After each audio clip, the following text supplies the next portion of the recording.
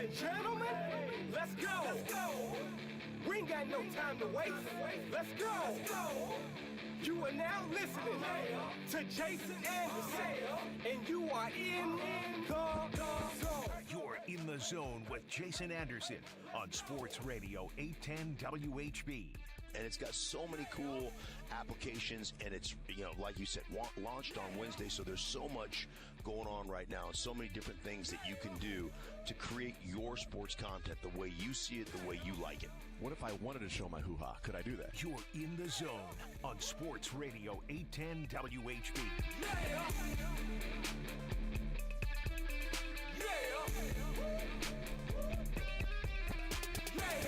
I'm at a Thursday edition of The Zone right here on Sports Radio 810 WHB. Jason Anderson with you, Josh Brisco, and Drake. We head up until 2 o'clock. The next 4 hours, we've got you talking some baseball, talking some NFL, talking some college football, maybe a little NBA mixed in, some NBA tournaments. Let's go soccer, everybody. Some tournaments in the NBA, trying to draw some regular season intrigue. You know, I only pay attention when it's the playoffs. Oh, really? Well, what if we just created more playoffs when it doesn't count for playoffs, but the stats will count? That'll be fun. We'll get into that maybe as the show progresses. 913-912-4810 is the text line to be a part of the show. 913-912-4810. Text line to join us today. We will talk with Brad Spielberger coming up at 11 o'clock. Pro Football Focus. He had the piece out about the health of the salary cap for the next 3 years and every team in the NFL. We talked about it yesterday where the Chiefs come in, where the other teams around the AFC that are going to be the biggest competitors, biggest threats to the Chiefs, where they come in over the next 3 years, and just pick his brain on how they weighted certain categories of coming up with this formula to see the healthiest of the teams in terms of roster and draft capital and salary cap and potential free agents and money that's prorated and things like that, and to see where the Chiefs come in, the Bengals, the Bills, the Chargers, the Jags, the Dolphins, teams viewed as the threats to the Chiefs. We'll talk with Brad Spielberger coming up, Pro Football Focus at 11 o'clock. Craig Stout, KC Sports Network, KC Laboratory Podcast. We will talk with him at noon. We'll hang out with Craig Stout, get his thoughts on a few things as it relates to the Chiefs. You know, it is July, and this is around the time that we're going to be maybe talking a little more or maybe paying a little bit more attention as the days go by of a Chris Jones contract. Because as we discussed it in June, it was always through the prism of the Chiefs get things done typically in July. June, they're not really signing contracts. Brett Veach talked about it at the ring ceremony that, well, you know, the training camp's a month away and we got plenty of time, you know, to get this thing done. And Mahomes and Chris Jones were done in July of 2020. So this is typically the time from now until the 22nd when the veterans report for the Chiefs in training camp. The rookies report on the 18th, 19th. That's right, yeah. And then the veterans a few days after that. So we will we'll see over the next couple of weeks because we're 12 days away from the rookies reporting. And a week from tomorrow will be veterans reporting to camp, and then they'll get into practices and things like that. So we're close. And if this is the time that things get done, every day that passes is a day that, you know, we could hear news. Could hear that, you know, it's a liquor store manager that breaks some news that there's going to be a big contract being signed. The Chiefs have come to an agreement with Carlos Dunlap. DeAndre Hopkins, maybe. Clearly, that probably should have been the one to go with. I think Carlos Dunlap is actually way funnier. Yeah. What if somebody just tuned in right there and just heard the Chiefs have come to an agreement? Like, oh my God, and then they immediately called their friends and turned off the radio for the next 2 days. Guys, Carlos Dunlap's back. Yeah. Nobody look at the internet. You can't anyway. It's impossible. Adam Schefter just texted me and said the Chiefs had Carlos Dunlap. I don't know. It's weird. So, yes, we'll be paying a little more attention to that as the days go on. But we'll ask Craig Stout about the thoughts with Chris Jones. And I do wonder, you know, if the discipline that Brett Veach and the front office has had in their salary cap, which has resulted in the health that's there, as we'll talk with Brad Spielberger about, that there are certain players where you go, yeah, this is what we feel your value is. And if you want more than that, have fun. You know, best of luck to you. Juju, go get it, man. Appreciate what you did here for a year. Trent, we'd love to have you, man. Trent Williams, we'd love to have you, but we're not going to go over the top of the 49ers. And then they'll go over that, and we just will keep throwing numbers at it until you say yes. Like, we're not going to do that. Tyreek, we want to sign you. We want you here, but we can't do it at that number. Can you come back to us? No? Okay, where do you want to go? New York or Miami? Let's figure this out. And so that has been the philosophy with the Chiefs. And it has worked. And they've been disciplined. It's easier to be disciplined when you got number 15 at quarterback. But I want to talk to Craig Stout to see if this is a time where if it does get, I don't know, contentious, if it does get to where Chris Jones and his team are saying, actually, he's the second highest, but we don't really want much separation because that's not there anymore between these two, between Chris Jones and Aaron Donald. If this is a guy that maybe the Chiefs just take their medicine and say, this is a time that we are willing to go a little bit past the line in the sand. We want the line in the sand there. We can battle it out for a little bit, and then ultimately we can give in if we don't feel like there is a connection or there is a middle ground to meet, that trading him is not the impact of a Tyreek Hill, especially now when you're just going into this year without Chris Jones. Like, you could have taken those draft picks and maybe got a defensive tackle in the draft, traded up, did something like that. But that's not what you did. So, I mean, Coburn in the 6th round, but still. I'll ask Craig if this is one of those to where maybe Brett Veach and the front office are like, look, this is what we feel his value is. This is where we're going to draw a line in the sand. But we need to decide here, how far really can we go? It may not be ideal, but can we just simply hold our nose, take the medicine, because we need the medicine? It is vital for, I think, vital for the survival.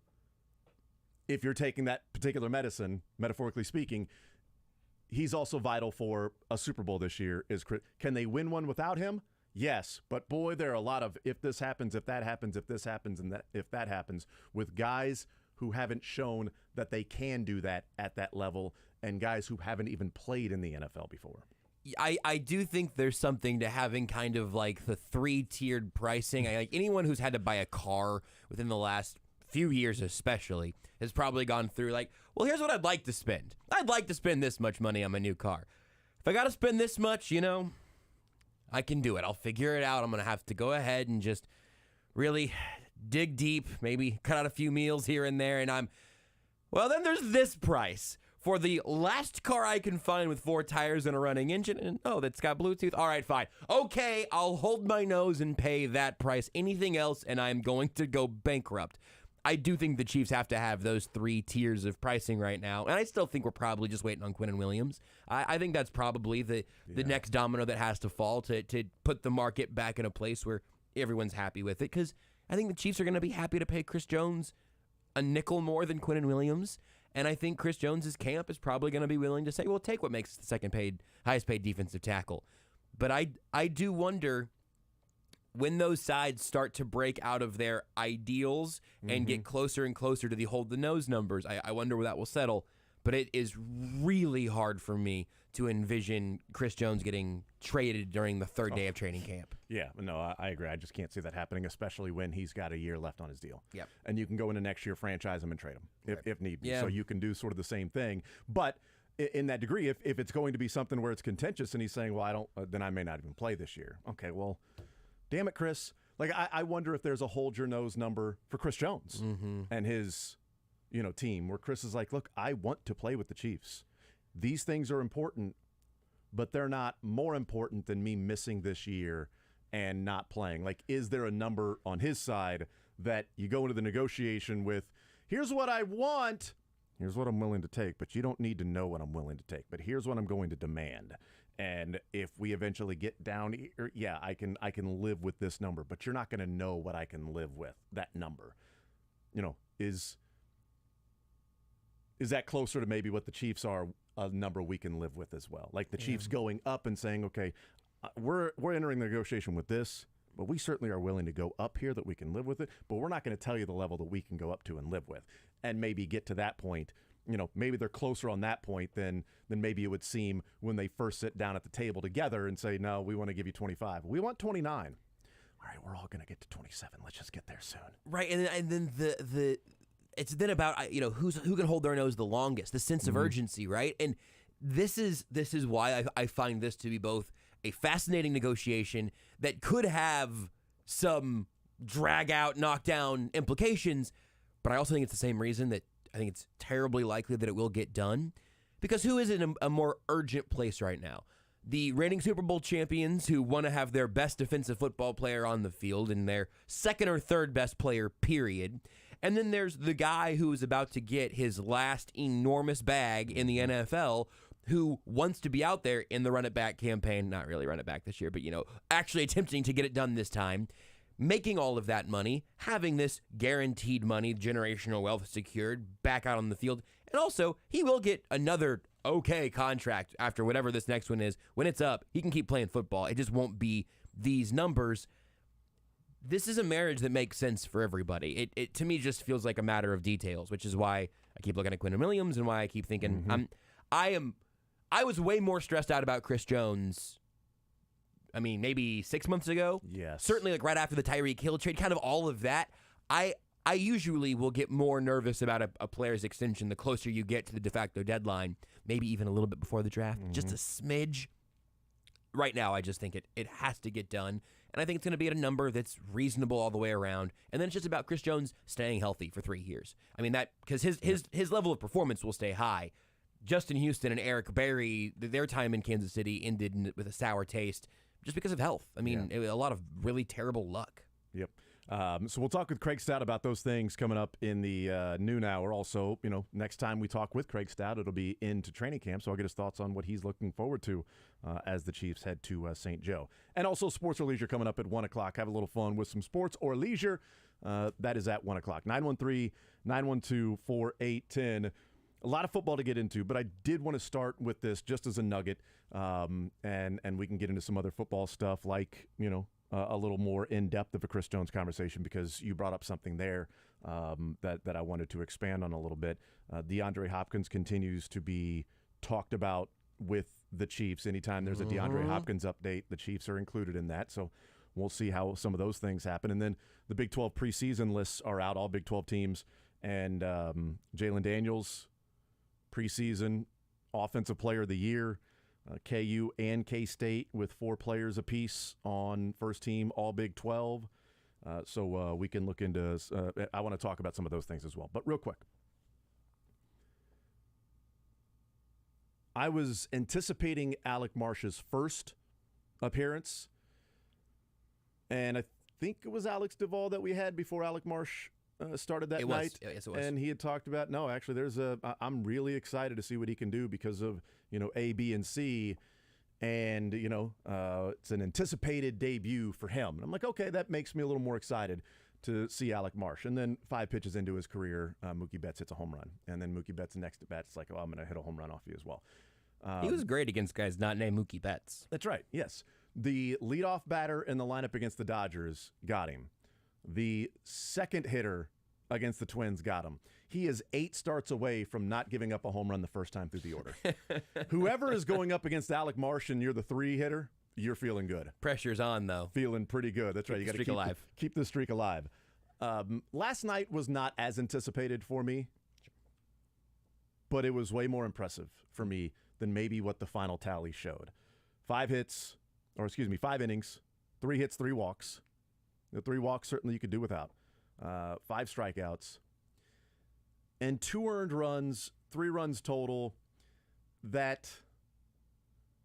sorry, MJ. An average left fielder makes the throw. Sorry. That's why it's an error. Yeah. There's no reason to rush that and feel like you've got to throw that 120 miles an hour to get him. If that is just on target, he's out by 5 feet. I mean, not 5 steps. Sorry, not 5 feet, 5 steps. It was so far up the third base line, and it hit him. If it's on target, he doesn't even slide. If it's on target, Salvi catches it, and he slows down and just walks into the glove where Salvi touches him in the chest. Like, there's no reason to get there and rush that.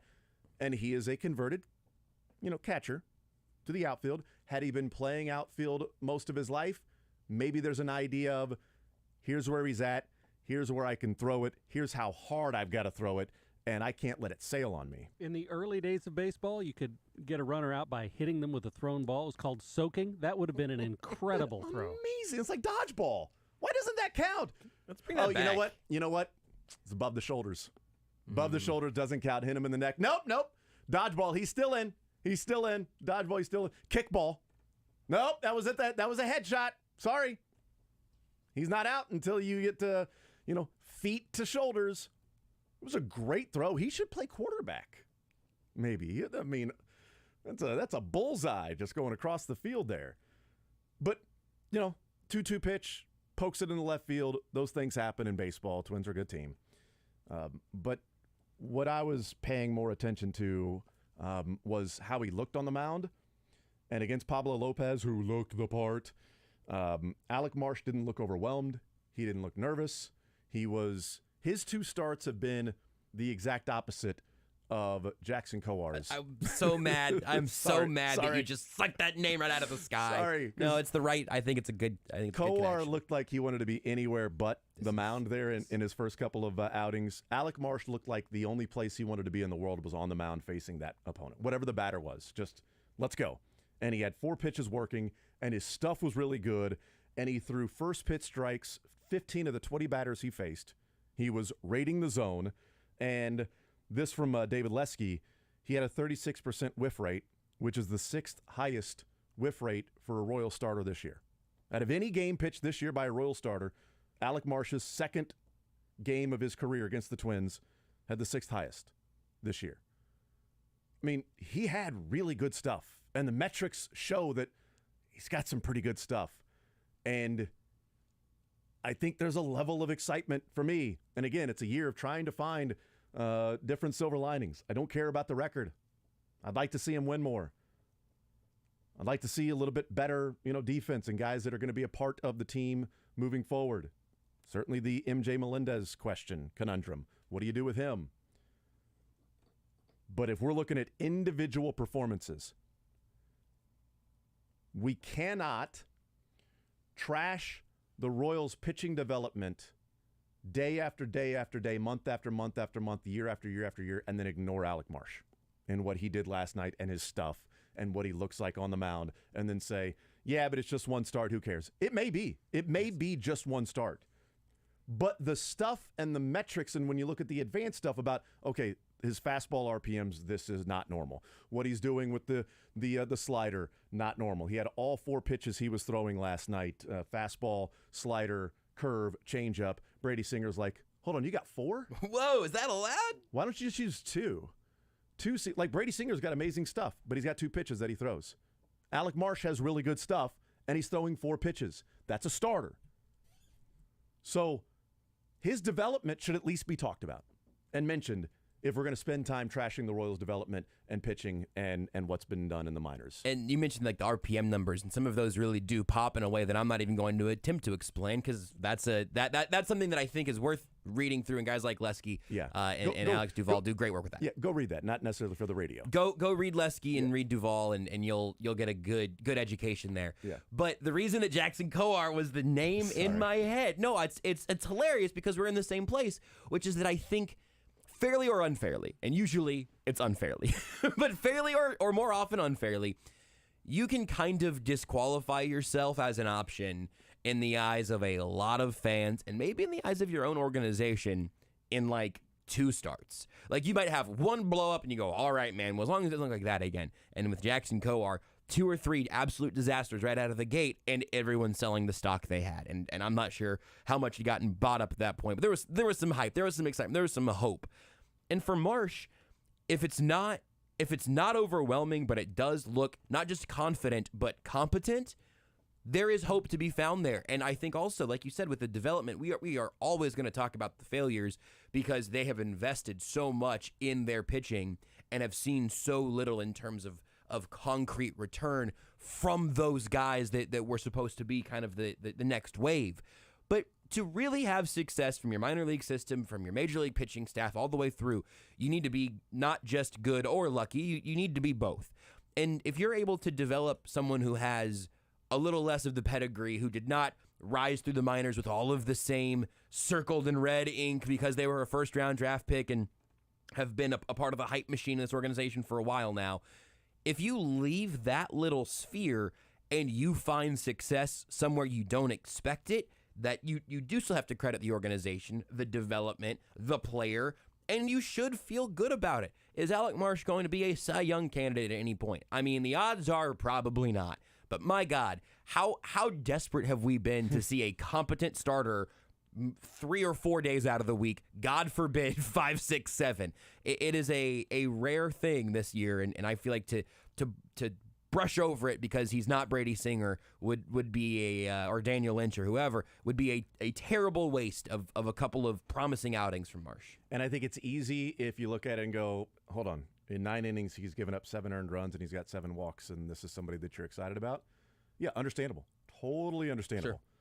He could have had 1 earned run. He should have given up 1 earned run last night, not 2. And the 5 earned runs in his major league debut against the Dodgers, first time out for that guy against the Dodgers. I'm not going to look at it and say that that's, a failure. 4 innings, 5 earned runs. Yeah, it's not great. It's not great. But the guy goes out there and his first batter that he faces hits a home run. And next time Mookie Betts is up, hits a home run. Yeah, he's given up 3 home runs on the season. Those are things that have to be better. But what we're looking at is ability to pitch. And what I kind of want to know is like the comfort on the mound, like the presence on the mound. And he looks the part. And we want guys to come up and say, why can't guys just come up and start performing? Because we hadn't seen that from Kowar and Lynch and Bubic and Singer. And the numbers say that we're not seeing that from Alec Marsh. But the advanced analytics, which is what, we see what can translate to a big league starting pitcher, they're there right now. And 10 Ks in 9 innings, and throughout his minor league career, he's had more strikeouts than innings pitched. He's had an 11.5 strikeout per 9 number in the minors. So he's been a guy that can get strikeouts. Typically, that's one of the things that can translate strikeouts in the minors to strikeouts in the big leagues. And he's doing that, and he's missing bats. And again, last night, 1/3 of the swings by the Twins were swings and misses. The 6th highest Royals pitcher this year. And out of 20 batters he faced last night, 15 of them first pitch strikes. He was not afraid to go after hitters last night. He was not afraid to throw his stuff and challenge people, which is not something we've seen from younger guys come up with the Royals before, where they are afraid to throw the ball because they think it's going to go 420. So. Also, Bobby Witt, Alec Marsh, Michael Massey is like your first 3 picks out of 2019.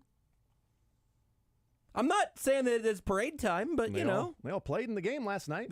They're all playing for the Major League squad in 2023. Hey, that's something. Did you see my might be reaching. You see my stat that I put out this morning on Twitter? No, I didn't.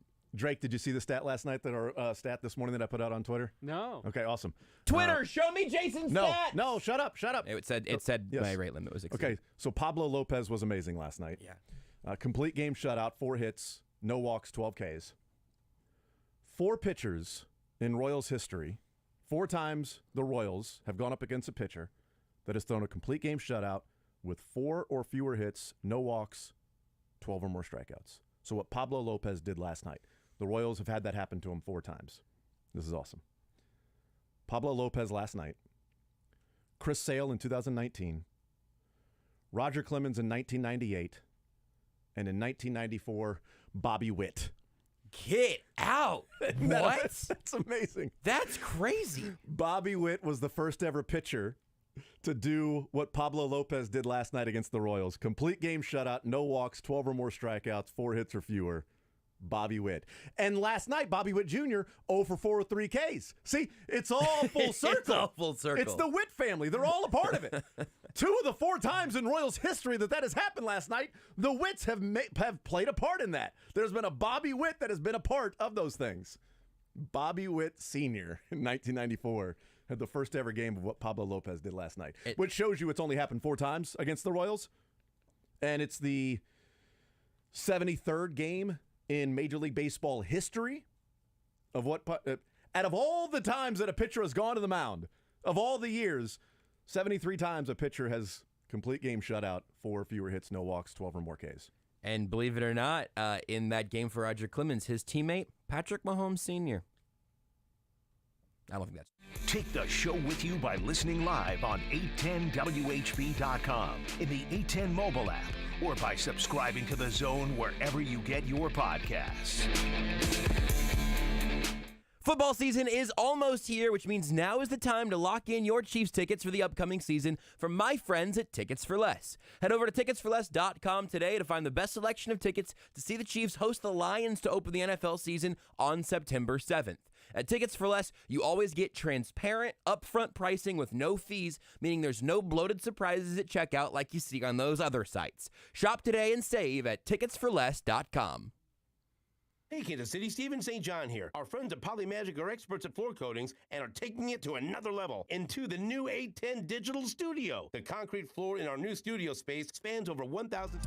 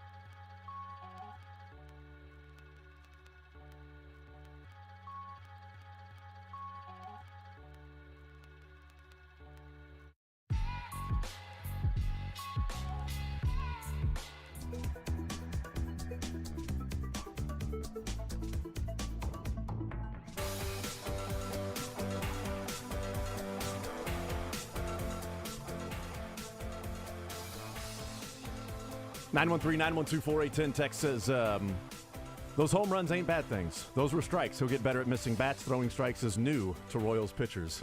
I don't disagree.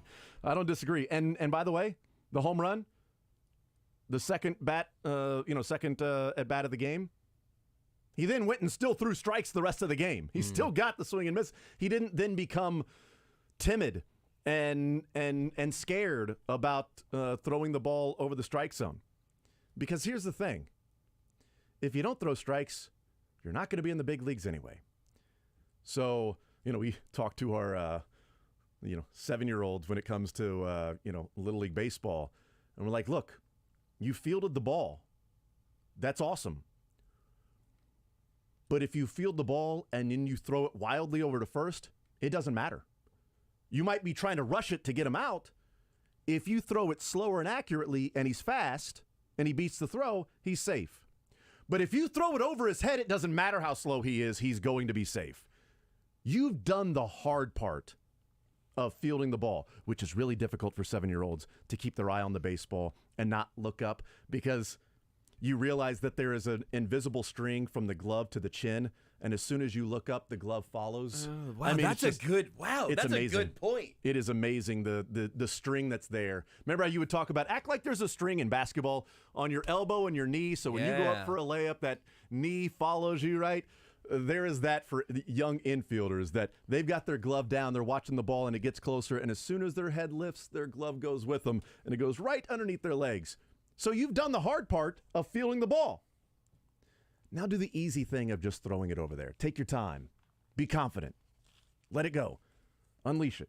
And that's sort of the same thing with Alec Marsh, is that, throwing balls, like, you're not going to be in the big leagues, okay? So if they're going to just take walks, you're gone. So you might as well throw the strikes and see what happens with your stuff. Trust your stuff. Trust that you can do it. Do the easy part of throwing strikes. It's kind of that way for Alec Marsh. It is literally that for MJ Melendez. You fielded the ball. Is legitimately word for word. MJ Melendez, the hard part is the throwing, though. That's fair. The fielding That's the ball, true. It was kind of a tailor-made hop, and it sort of had to go to his left a little bit. But you didn't have to put everything on it to let that thing fly. He's a catcher, too. I thought about that. Like, you know what you want on the receiving end there, right? And ideally, that ball, like, as a catcher, you're cocking that thing and it's right next to your ear. Yeah. And throwing that thing. His pitch was like he was a 3/4, right. pitcher, and he was extended arm, let that thing go, and it's like just weird. I don't know. Maybe there's different techniques for outfielders and catchers, and Rusty Kuntz can tell everybody the difference there. And it was like, actually, Jason, you're an idiot. So, if you're a catcher, yeah, you're throwing down to second base. If you're throwing it from the outfield, yeah, you can't just cock that thing next to your ear and let it go. But it does bring back the memories of that dude's out with Alex Gordon out there. You know what? He doesn't run, actually. He doesn't turn the corner and run if Alex Gordon's in left field. But he's not. Melendez is, and it was rough. 913-912-4810 is the text line. The Big 12 preseason lists are out. And this came out right at the end of our show. KU has 4 players on the first team All Big 12. And K-State has 4 players on the first team All Big 12. Jalen Daniels, Offensive Player of the Year. Jalen Ford for Texas, Defensive Player of the Year. And then Treshaun Ward, transfer running back for Kansas State, is the Newcomer of the Year. The Jalen Daniels is first-team quarterback, which would be odd if he was not first-team quarterback, but he was Offensive Player of the Year. That would be weird. That's like last year was Bijan Robinson was the Offensive Player of the Year. Who was the quarterback preseason? I'm on it. Was it Gabriel?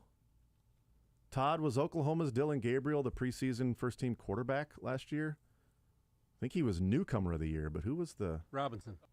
No, Bijan was Offensive Player of the Year, but I'm trying to think of who the first-team quarterback was. Preseason, right? Yeah, it doesn't matter. It really doesn't matter. It just popped into my head as to, who was it last year? Because Duggan was the postseason first Offensive Player of the Year and first-team quarterback, and Daniels was second-team. According to this link I clicked, it was Jalen Wilson, so I'm going to go ahead and include the word football this time. You know what it was? I bet it was Spencer Sanders. Spencer Sanders was the first-team preseason Big 12 quarterback. I know it wasn't Max Duggan. No, he was the postseason exact player of the year team and first team. And player of the year. And again, Jalen Daniels was second team. Yes. So if Bijan Robinson is gone and Max Duggan is gone, and Jalen Daniels was your second team quarterback, and there wasn't a crazy, like we haven't seen Arch, playing at Tech, like this crazy influx of, look at all these quarterbacks. To me, it's not that much of a surprise to see Jalen Daniels as the first team quarterback for KU. If you say, well, here's another year of him as the starter, right? And coming into now his junior year, another year is, in that system, that it would make sense. Now, Offensive Player of the Year, yeah, a little bit of a surprise. But who gets it if not Jalen Daniels? So it's great for him because it's an awesome story of a guy who wasn't highly recruited and gets an opportunity and has just taken advantage of that opportunity to go out there and play the way that he has. It was Spencer Sanders? I was sitting on it. I was going to wait until you were done talking, Jason. I was going to say, I spent all this time Googling just to tell you were right. It's the worst use of my time ever. Nailed it. Spencer Sanders. How'd that work out? So hopefully this is a little bit different for KU and Jalen Daniels. But I look at what's coming up with this season, with media days coming up the next couple of weeks. And I think this is as anticipated of seasons for the two Kansas schools in football in a long time. Long time. There was a hope and there was an anticipation with I'm going to take the over 2.5 wins. I think they're going to. But a bowl game? No, that's crazy. You're crazy talk. You're smoking something. That's not happening. And they did that, and they destroyed the over/under last year, the win total for them. And you've got K-State coming off the Big 12 championship. You got a returning quarterback. You got a pretty high-level running back transferring in that I don't know if he can, fulfill the, large shoes. Maybe not literally. the big little shoes. Sorry. Maybe not the overall sort of large shoes that are there, but he can, maybe fill the Deuce Vaughn role to a degree. But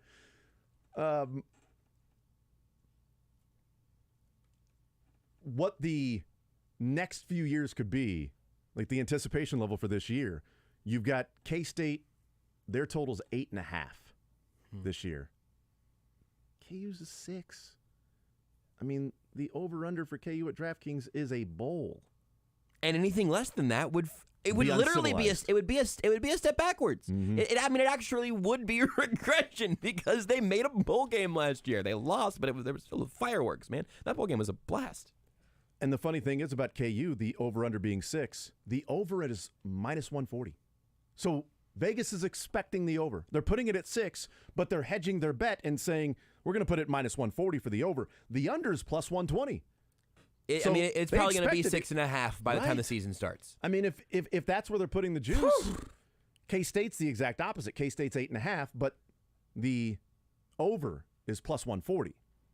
So they're looking at 8.5, but more likely it's going to be 8 than 9.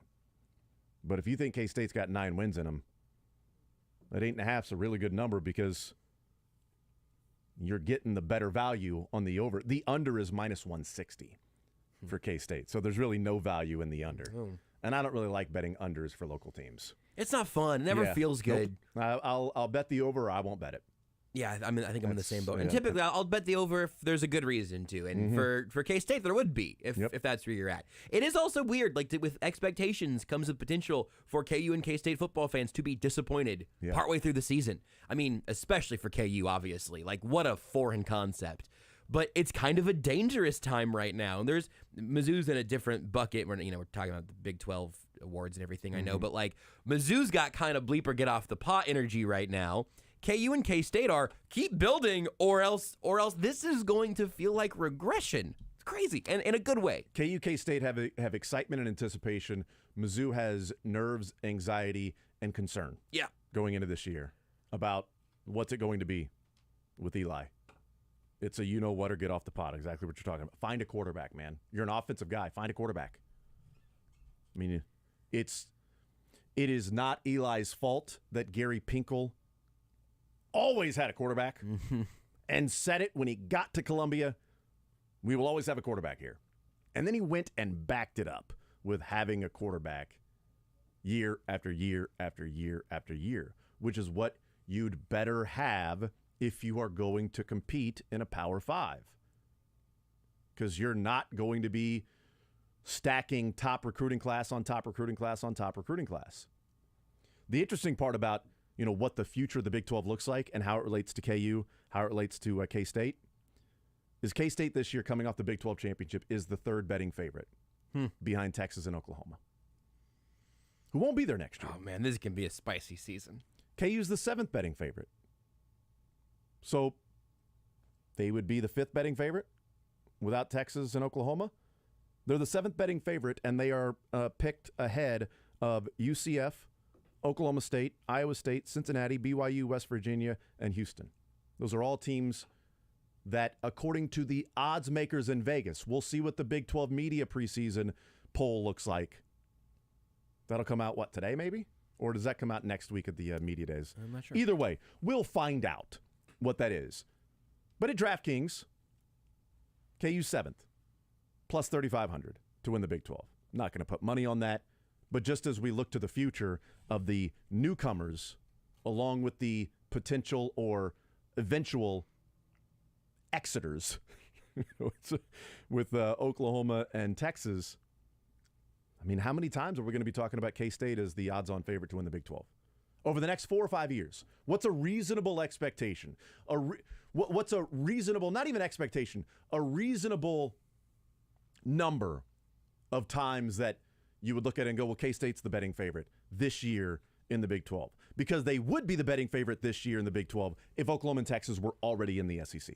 It's interesting because I think my inclination is to say that what K-State has done has been verifiably sustainable, right? Like, Chris Kleiman is a program builder, and not that he was taking a completely derelict program by K-State standards, I guess, but he wasn't taking over where KU has been for the decade previous. But what he has built has felt foundational, has felt sustainable, has felt like a legit college football program that, if I don't know, powerhouse might be too big of a word because it doesn't mean, I guess it doesn't just mean more, it's in the wrong conference for that. Yeah, it means less. It just means less in the Big 12. But it feels sustainable. But also, college football has never felt more volatile outside of Alabama. And Georgia, I guess, at this point, but you've got a couple of total constants, but there is room for a TCU season to totally grab the college football world by storm. There is room for transfers in and out to either undercut a program or totally rejuvenate it. So I think K-State should be welcoming this idea that they're going to be the belt holders in a post-OU, post-Texas world. But I'm also a little bit afraid to be as optimistic as I want to be, just because in one off season you can change a conference, and KU is the team that KU and TCU really both last year showed that in some unique and different ways. DraftKings essentially has the Big 12 as a 3-team race. Texas is the heavy favorite. Texas is plus 105. Oklahoma's plus 350. K-State's plus 500. Those are the top 3. The next closest is Texas Tech at plus 1,200. Really? It's essentially a 3-team race is what DraftKings is saying. It's Texas, Oklahoma, or Kansas State. Then TCU's at plus 1,600. Baylor at plus 1,800. Then there's another drop-off. KU plus 3,500. And then on to UCF, Oklahoma State, and Houston is plus 10,000 with West Virginia. Those are the bottom 2, plus 10,000 apiece for Houston and West Virginia. There are 3 teams that Vegas is saying are going to win it.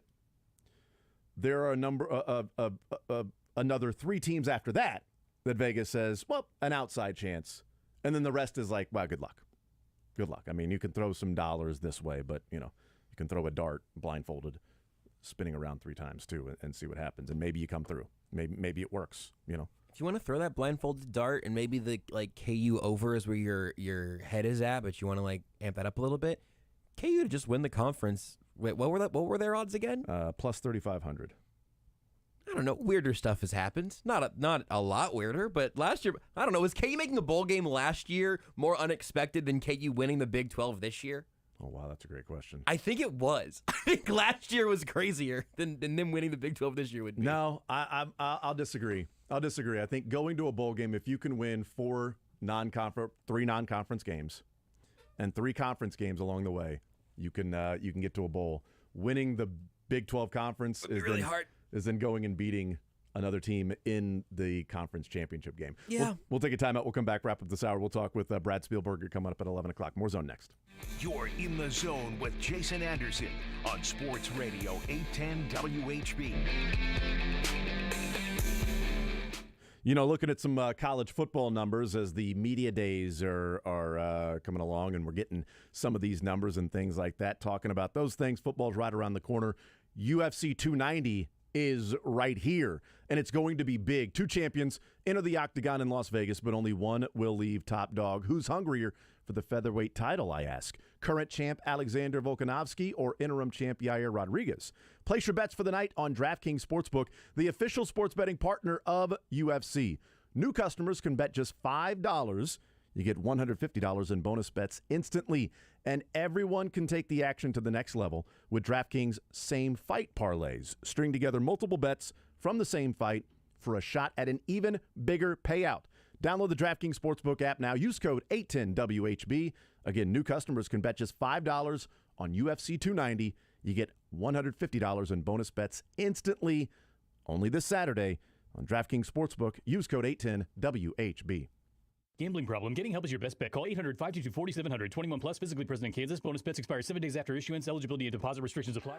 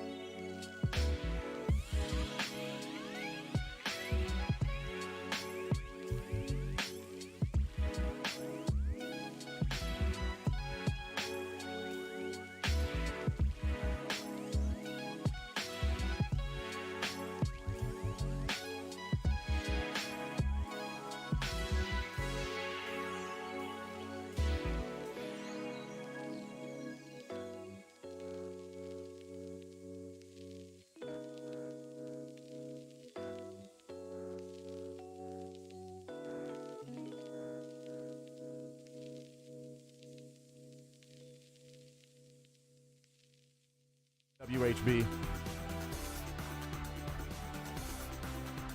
We were talking about the Little League and fielding the ball and then making the throw over to first and things like that. Texas, Jason, your son made a great play. The first baseman did not. Need to get after that kid on first. Well, my son plays first, so. Damn it. Don't worry, I do. I'll be damned if people think I'm showing favoritism to my kid. You got him doing full splits yet? Is he completely... You think I'm joking, but he stretches every day at home. I don't think you're joking. That seems he's perfectly in line with what I know about him. He's obsessed with first base, and he'll be at home stretching to try to do the splits. He does it all the time, and just will be stretching.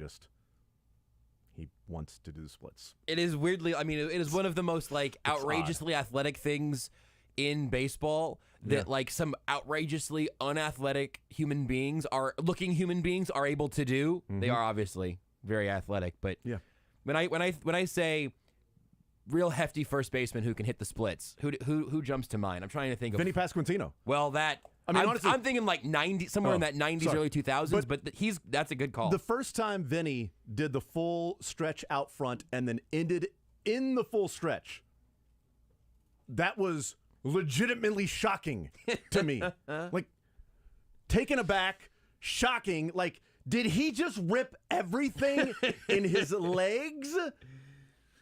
And then he gets right back up and throws the ball around the infield. Like, wow. That was really impressive. Tex says, use the blood sport technique to help him out. That's exactly right. You wouldn't know that technique, Josh. But, I don't. But I got that. I do see this picture here of Lucas Duda absolutely flattening himself to get this out at first. In the splits or falling face first? No, in the splits. Perfect form.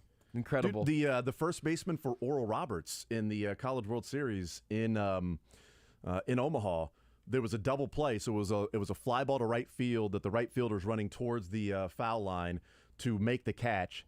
He makes the catch. The guy at first thinks it's going to fall, so he drifts too far off of first base. The right fielder turns, fires it back to first. The first baseman towards the outfield, full splits, reaching. The ball touches the glove right before the guy touches first base. Amazing. And if he doesn't full splits, the guy's safe. But full extension, and then lays there with the splits and shows the umpire the ball while sitting there in the full splits. And then they brought out a stretcher and just picked him up, and his legs stayed exactly like that, and they wheeled him away. So I have to imagine that went screaming. Yeah, and just total like a G.I. Joe whose legs just came out of socket, making a similar sound. It was a what's the fracture when it comes out of the bone? Fracture.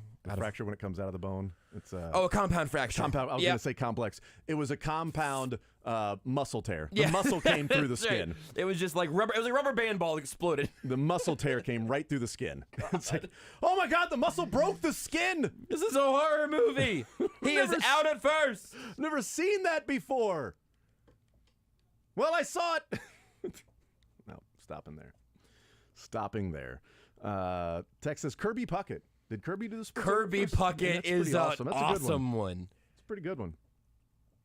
I'm gonna see if I can find some ideal evidence here, but that's a boy. Kirby Puckett came up in a completely unrelated conversation, like just at one point last week, and I'm always happy to remember Kirby Puckett. That's right. Rip it, fudge it. I can score a bucket, bases loaded, knock it out the park like Kirby Puckett. That's great. Tisket a tasket, a ripped on the basket. Yeah, but can you rock the mic? How can you ask it? A flow like a stream, better yet a river. You need to call me mailman because Carl can't deliver. That's Shaq Diesel. I think that was Shaq. You just have bars. That was Shaq Diesel. Bases loaded, knock it out the park like Kirby Puckett. And then he takes a shot at Karl Malone, which I'm here for. And this is where Corey would say, speaking of Karl Malone, and I would go, no! Nope, that's the end of that one.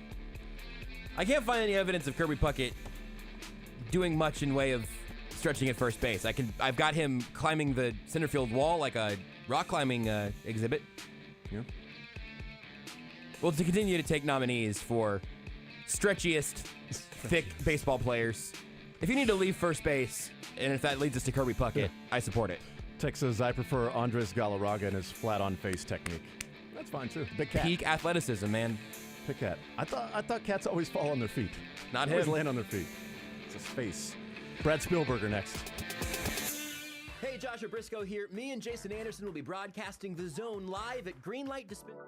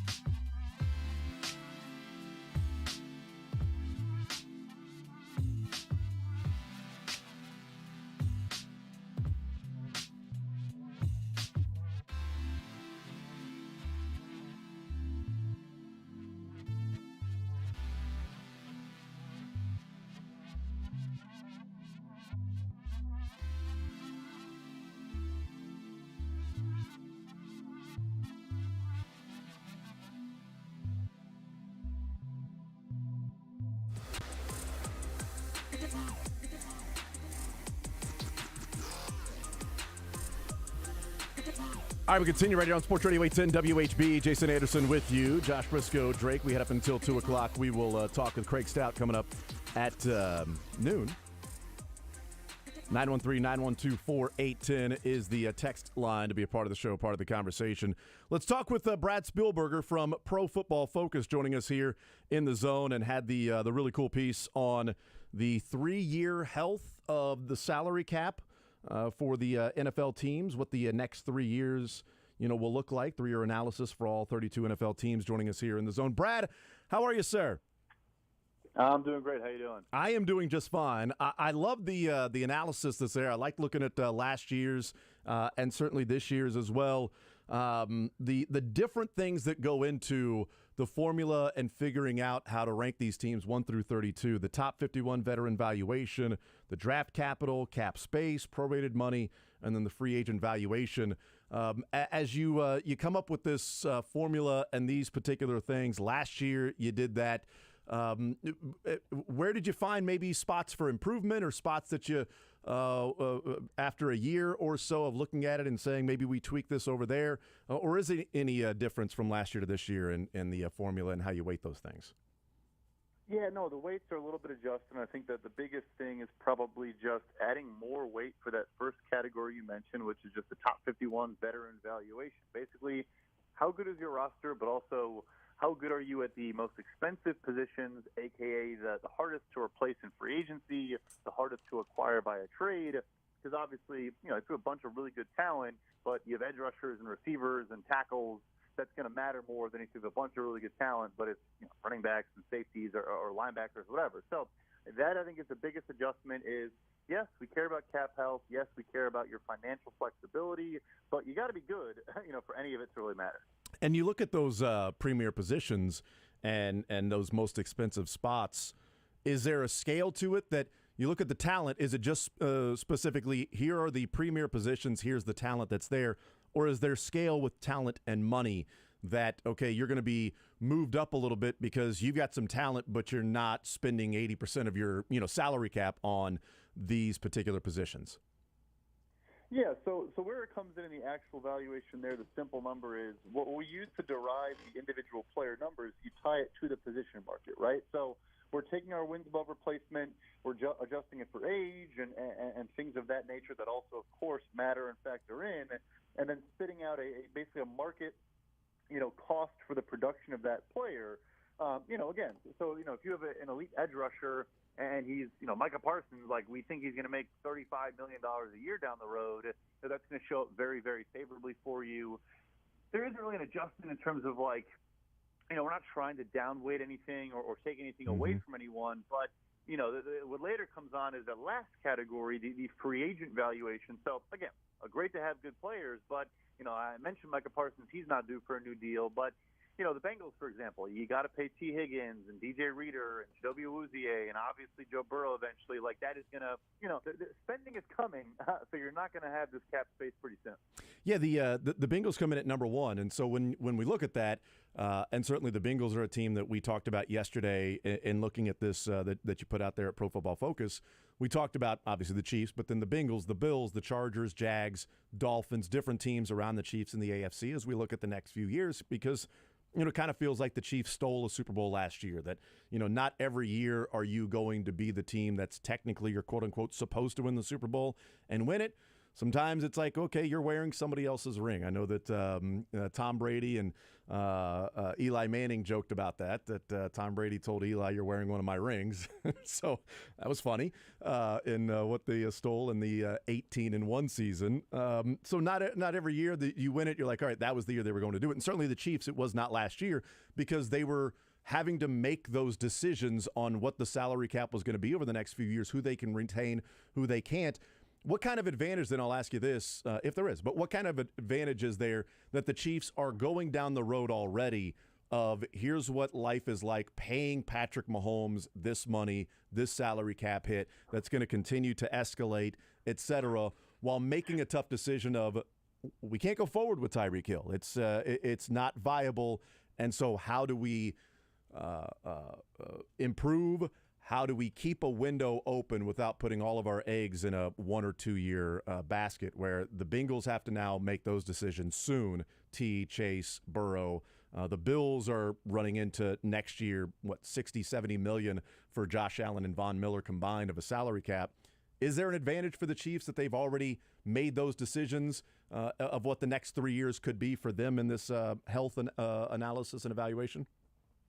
Yeah, 110%. I mean, that's how you build a sustainable dynasty, or whatever word you want to use there, is you make some of those tough decisions. And I'm not saying the Bills, shouldn't have kept Stephon Diggs or whatever the analogy would be to keeping Tyreek Hill, but you look at just this year alone in 2023 cash spending, which is not part of the chart, but obviously is an underlying important area.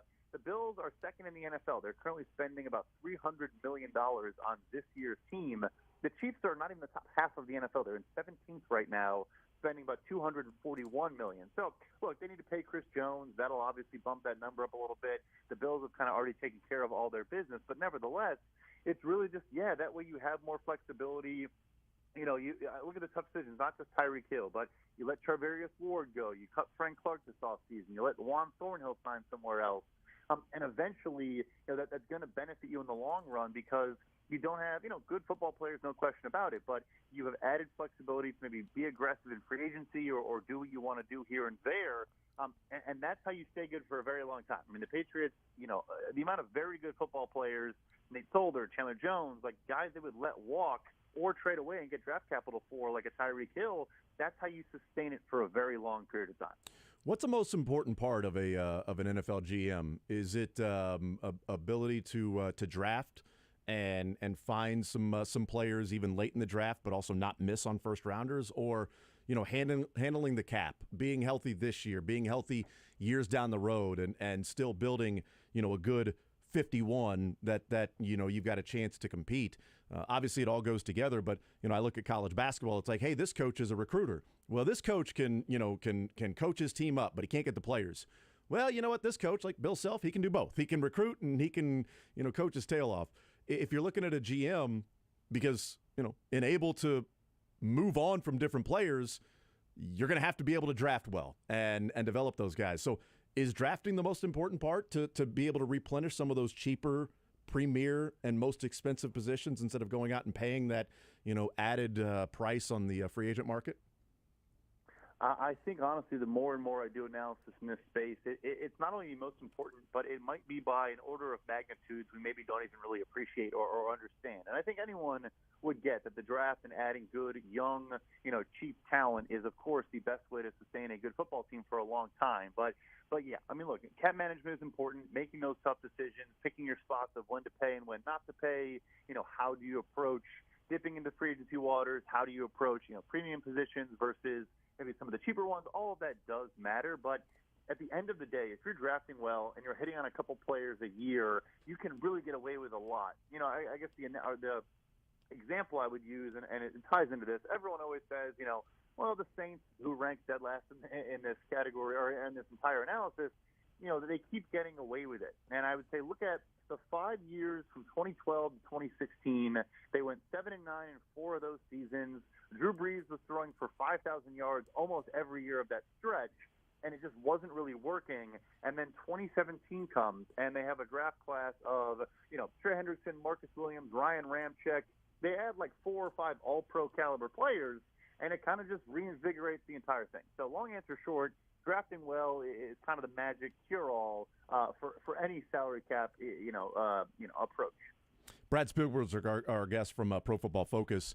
As we look at Chris Jones and that contract extension that's coming up, and the decision they made last year with Tyreek Hill, Patrick Mahomes are paying a lot of money to, and Travis Kelce, they're not paying as much money as probably he's worth from that degree. But how many superstar players or how many top-end elite contracts can you have on your team and still go and be successful to be able to have depth on your team? Can you have up to 4 or 5 premier, top 3 or 4 highest paid contracts in the league, or is there only 2 or 3 that you can reasonably have on your team?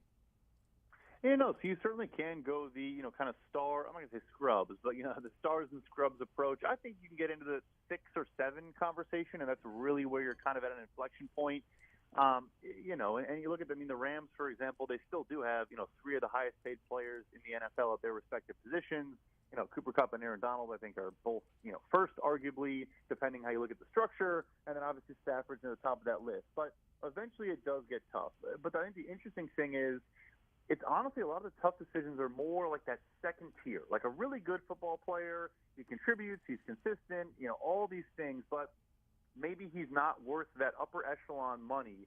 And as soon as you do pay it to him, he then can kind of, not a burden, but he can then kind of, he's not playing up to his contract, and then it works against, and it's an opportunity to cost with every decision you make. So you definitely can have a couple. It just, going back to the draft, if you do that, you better hit on some of those late round picks and guys that can just contribute here and there, can give you 400, 500 valuable snaps in a certain role or whatever the case may be. You got to have some of those hits.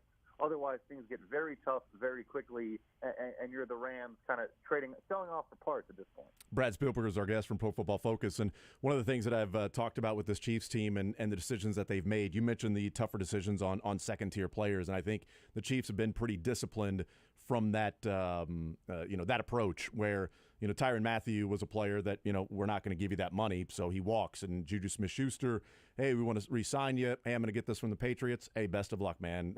Love having you here for a year, but go get your bag.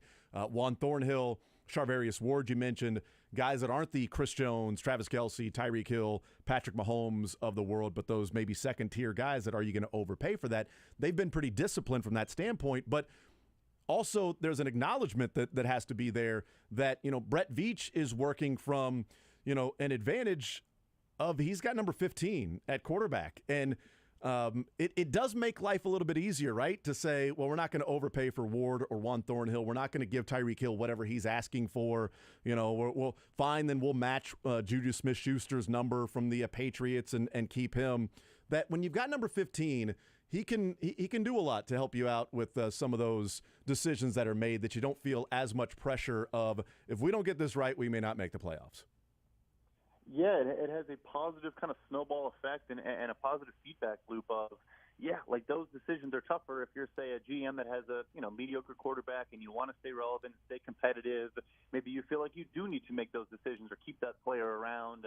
Whereas in Kansas City, they obviously showed last year, in an offseason where we thought they were kind of taking a step back and they still win the Super Bowl. Yeah, I mean, look, we can talk all day about this list. We can talk for an hour. At the end of the day, getting Patrick Mahomes on your roster, that's my secret to success in the NFL. I mean, I'm with you. I'm writing that down right now because I think that's an interesting point, and I'm tired of people not talking about it. I mean, it's ridiculous. Brad Spielberger from Pro Football Focus is our guest.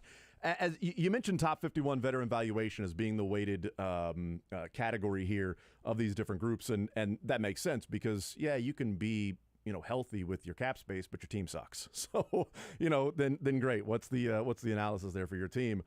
As we look at maybe 24, 25, and the next couple of years. I've looked at the Buffalo Bills cap space for next year and how far over the cap they are. Chargers, teams like that. Where are the Bengals going to be when they sign Joe Burrow and T. Higgins and Jamar Chase next year? And do they have to make some of those tough decisions on Awuzie and players like that? Which one of these, as you look at draft capital, cap space, prorated money, free agent valuation, which one of those do you look at and say, these are sort of the indicators of what the future years could be for teams in terms of health analysis, and this is an indicator of, there's trouble around the corner? Yeah, I think two teams you just mentioned are the perfect examples where, look, Bills are number one overall in our roster valuation. The Chargers are 10th. But then you look, even just next offseason, look at the Chargers. Is Keenan Allen still a Charger? Is Mike Williams still a Charger? Is Khalil Mack still a Charger? And all of a sudden, again, you're clearing cap space or saving money, whatever. But, okay, you have to go out and replace, multiple starting receivers that were paid top dollar, and a phenomenal edge rusher you traded for and kept paying. And then you balance that with, okay, well, if you have a lot of rookie contract players, you can maybe, get through, navigate those waters. Well, the Bills are 31st on here in just the value of the rookie contract players they have. They traded up a bunch of times. Yes, it worked for Josh Allen. It didn't work pretty much every other time they've done it. The Chargers kind of in the same boat, just haven't really added a lot of those good, young, talented players that can help you kind of get through and usher in a new era. I'm not going to say their window's closing. I think when you have Josh Allen and Justin Herbert, your window is kind of their career. But the window of this nucleus of players being your best guys, your best non-quarterbacks, those windows are closing for both of those teams. Von Miller, incredible player, but 34, coming off a torn ACL. Stephon Diggs, probably has a couple more good years left in him, but those windows can close pretty quickly, and you got to find new, surrounding partners for these quarterbacks to work with. Brad Spielberger from Pro Football Focus is our guest. The Bengals on the opposite end of what you're talking about with the Bills and the Chargers of, they're number one overall in the cap health rank, number 3 in the top 51 valuation, number 4 in cap space over the next few years, number 4 in prorated money. But they are 25th in free agent valuation in 2024. This is a team that's going to make decisions on Joe Burrow this offseason, and T. Higgins is going to be a free agent, and maybe they get Joe Burrow done, take care of T. Higgins next year, take care of Jamar Chase. As we look at this team, and if they sign Joe Burrow to a massive extension, that crazy salary cap hit's not going to come into effect for a few years. That's the same thing with Patrick Mahomes, Josh Allen, et cetera. Is there almost a level of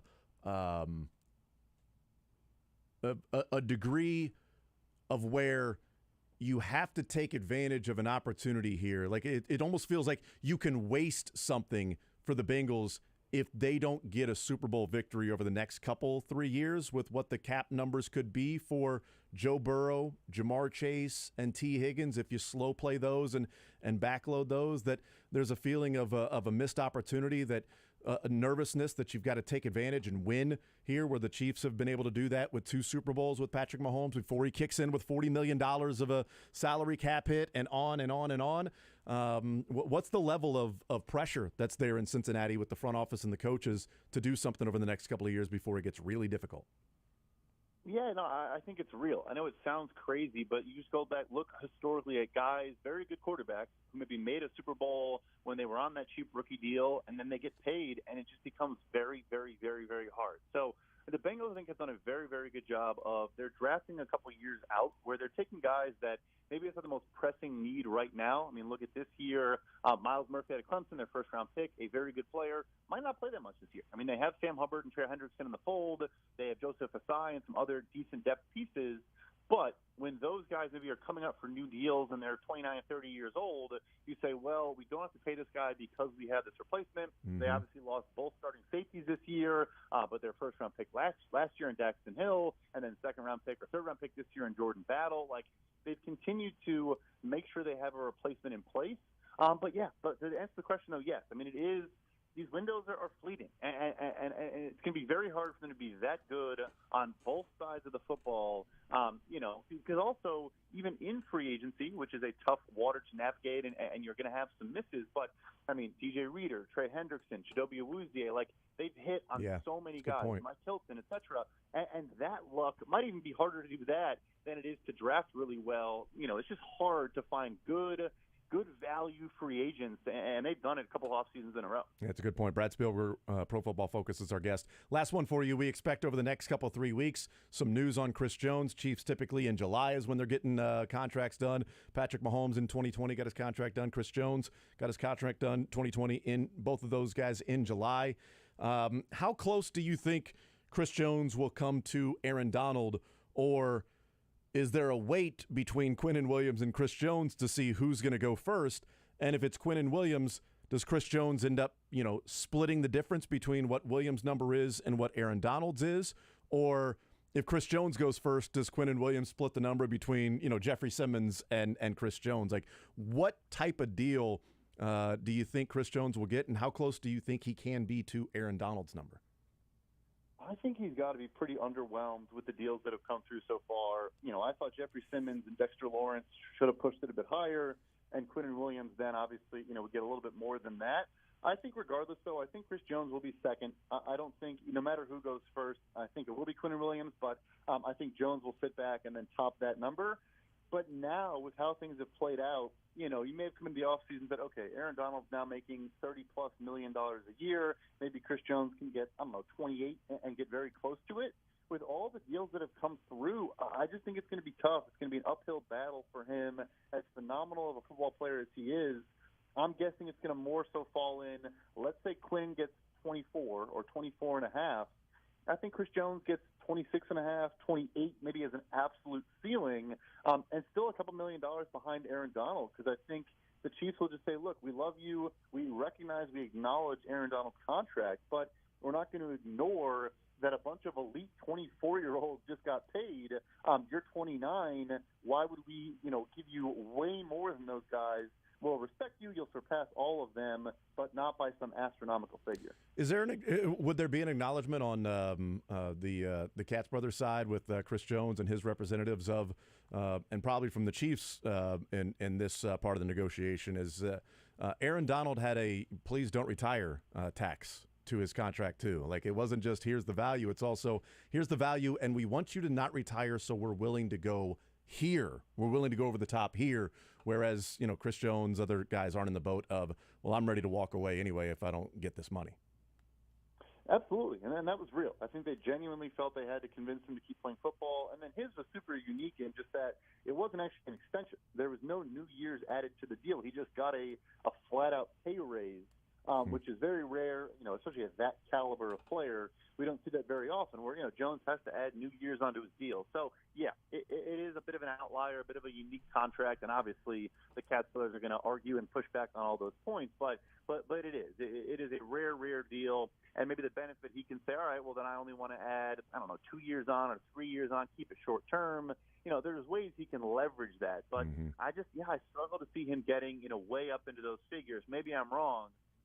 Maybe you should wait for Nick Bosa and wait for even non-guys at his position and just be as patient as possible. And I guess he does have that luxury at his disposal. Yeah, Brad Spielberger, Pro Football Focus. Brad, really appreciate the time. Thank you so much. Enjoyed the analysis there. It's a great reference that we'll be using, and we used last year, and certainly we'll be using this year as well. Thank you so much for the time and breaking some things down for us, and look forward to talking down the road. Sounds great. Thank you. Absolutely. There's Brad Spielberger. Again, go to Pro Football Focus and check that out. It's really interesting stuff in the breakdown of what the next 2-3 years will be in salary cap health, team overall health. So it's not just simply salary cap, but it's just, roster construction, et cetera. So 3-year analysis for all 32 NFL teams and where they rank, and the Chiefs coming in at number 16. But it'd be really interesting to see where they rank next year, because the Bengals are number 1 right now. I think this is a month where we probably hear something about Joe Burrow, probably hear something about T. Higgins. So that will put into perspective of the money they have, who they can reasonably bring back that's going to be a free agent. Awuzie, DJ Reader, etc. Hendrickson, there's an out. Do you make that move? As he mentioned, they drafted Murphy in the first round, so not necessarily a need right now, but a looking to the next guy to step in to not pay premium prices for these positions. So you'd have a better idea after Burrow and Higgins. And then going into next year, what you're going to have to pay Jamar Chase. Like, there are going to be big decisions that are made in Cincinnati about who you let walk, who you keep, if you want to keep the big three together in Burrow and T. Higgins and Jamar Chase. The difference between the Chiefs and the Bengals in those decisions is that the Chiefs had a Super Bowl already under their belt when they had to decide what to do with Tyreek Hill. The Bengals do not have that. And they've got to make decisions on T. Higgins. It'll be T. Higgins over Jamar Chase in terms of who would leave if they had to make a decision. Jamar Chase and Joe Burrow were going to play together for a very long time. And obviously we know the decision for the Chiefs was Kelsey over Tyreek Hill. And you know, Kelsey and Mahomes, we know we're going to play together a long time in at least the next 3 years or so. But those decisions for the Bengals are on the horizon. And that's the pressure that's there. And again, I've pointed it out. That's the importance of winning the Super Bowl this year for the Chiefs. This was a step back year. This was now they're readdressing. Everybody's pushing their chips into the table. The Bills, the Chargers, the Broncos, these teams, the Dolphins, obviously, with the trade for Tyreek Hill and others, they are pushing their chips into the middle of the table and saying, we are going to go for it this year, next year. We're going to close our window in a few years of having a depth 1 through 51 and a balanced team so that we can go for it this year, because the window's open for us, because it's kind of closed for the Chiefs because they don't have Tyreek Hill this year and Charvarius Ward is gone. They got all these rookies and stuff like that they're going to have to rely upon. It's not going to happen because some people are going to be exposed. Patrick Mahomes was created by Tyreek Hill, and we all know that. And they made those decisions. And the Chiefs still went out and won the Super Bowl. And this is the last year for the Bills with a cheaper Josh Allen. He's $18 million against the cap. $46 next year. And $55, $57 the year after that. It's done. Your rookie contract, Josh Allen, you're not living in the world of having to pay the premium price for the premium position and having a franchise quarterback. This is the final year for the Bills to do that. They have to make real tough decisions moving forward after this year. The Bengals got a few years.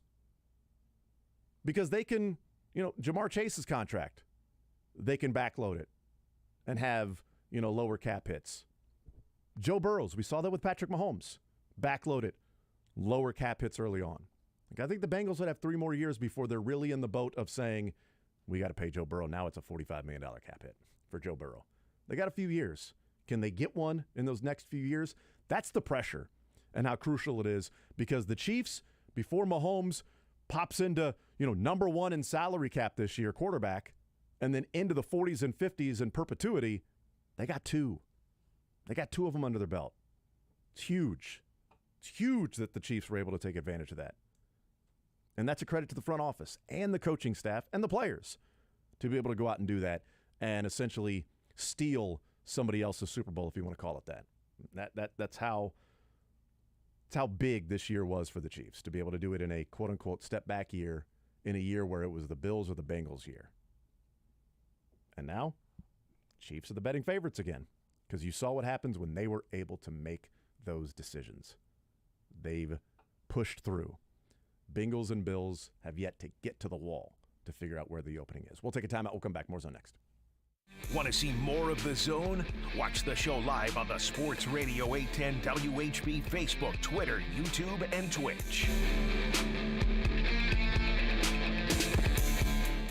Tomorrow, The Zone is leaving the studio for a very fun, very good reason, because we're going to be out at the Underground at Greenlight Independence. That's Greenlight Dispensary. I talk about them all the time here. But we're going to be at their Independence location for what is essentially a marijuana farmer's market, highlighting some of Missouri's best brands with their own knowledgeable bud tenders from each of those brands out there with you at the Underground. You can ask your questions to the people who know their products the absolute best. It's a really tremendous educational experience as you try your options to find out what's what's right for you.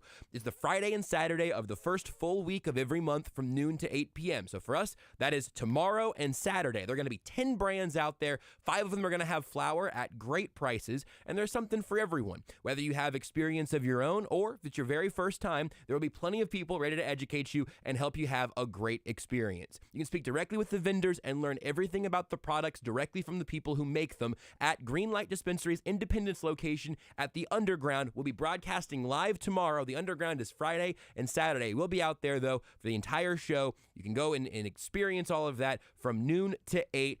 More information and everything else, the other Greenlight locations, their menus, their other options are all available at greenlightdispensary.com. But if you've been waiting for a good excuse to come check out the Underground, come out tomorrow and see us in the Zone. We'll be there from 10 to 2. The Underground open from noon to 8 at Greenlight Dispensary in Independence.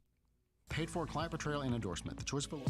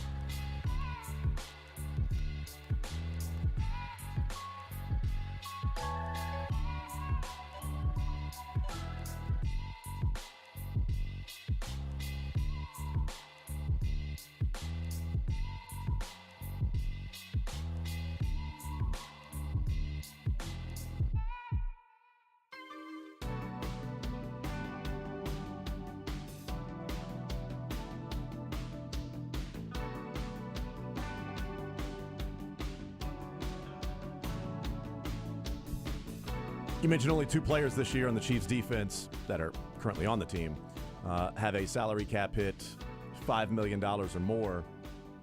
Looking at the so there were 3 players on the Super Bowl team, but the Run It Back tour, when you re-sign Chris Jones and bring some players back, some other cap hits start to kick in. There were 5 players on that 2020 defense, which actually regressed from the 2019 defense. Yeah. So 5 players on the 2020 defense that had a cap hit of $5 million or more. And Alex Okafor was 4.94. Holy so he cow. was close. Okay, sure. But doesn't count. And Daniel Sorensen was 4.8. But doesn't count. Holy smokes. I mean, you want to make it 4.5 in this. Yes. Oh, yeah. It wouldn't change this year's number. Yeah. What's a minute who? It's sorry, I went to 2024 because I thought we were going to look to the future too. No. Why A minute use 4.85. So you could 3. You could add a mini hue in right there if you want to go cut it off at 4 or whatever. And it'd be 7 for that 2020 team that had $4.5 million cap hit or more. But the $5 million cap hits on that one were Damian Wilson, Anthony Hitchens, Chris Jones, Tyrann Mathieu, Frank Clark. There's the 5. Wow. And then just under for Sorensen and Okafor. And freaking Alex Okafor, huh? Mm-hmm. Yep. Huh. Because they brought everybody back, so you paid free agent price for some of the players, and I think this year after Minihue, just under the $5 million, it's literally rookie contracts and like 1-year deals. It's McDuffie at a little over 3, and then Snead, Mike Edwards, Mike Dana, crazy. The maybe I'm just misremembering. Yeah, okay. So the 2020 bringing Brashad Breeland back was a 1-year, $3 million contract. Because I was like, well, the cap hit was 2.3. He missed games, so when he's suspended, it doesn't count against the cap. So would it have been $4 million? But no, it wouldn't have been $4 million against the cap. So he ended up costing him, I think, 2.4 ultimately against the cap, with an incentive or whatever that was hit. But 2.318 before the season started is what that cap number was going to be for Brashad Breeland. But still, that the changeover has been uber impressive. And one of the things I'm going to talk to Craig about is, the stat tweet that KC Sports Network put out yesterday of career win-loss record when an opposing team scores 28 or more points. Oh, man. Including the postseason. Yeah. As it connects to defense, right?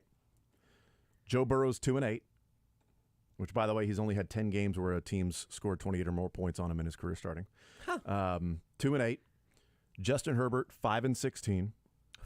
Aaron Rodgers, 17-46. Lamar Jackson, 4-10. Josh Allen, 5-10. Patrick Mahomes, 17-13. It's how about it's stupid. How about if there weren't 30 games where teams gave up 28 or more, or where the defense had 28 or more points scored on them? You know what? One of those is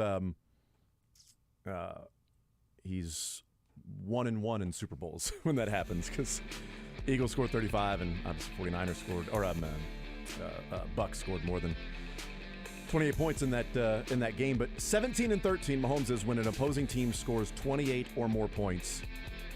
And these other quarterbacks combined with Allen, Jackson, Herbert, and Burrow, that's 5, 10, 4. That's 16 wins, those 4 players combined. Mahomes has 17 alone. Now imagine if the defense got better, in which they weren't giving up as many 28-point games. That's sort of the tie-in to changing out what has happened to where they can go. It's also such a good reminder that as someone who personally really enjoys like all those quarterbacks you read off, I like watching them play football. Nobody's Mahomes, and it's not close. No. It's not close. Don't let anyone tell you it's close. Yeah. 16-44, those other quarterbacks. 17-13, Mahomes. Craig Stout next. This is a big deal, especially when it comes to your health. This is Jeff for Heartland Men's Health, and if you're a man suffering with erectile dysfunction, low testosterone, or other male...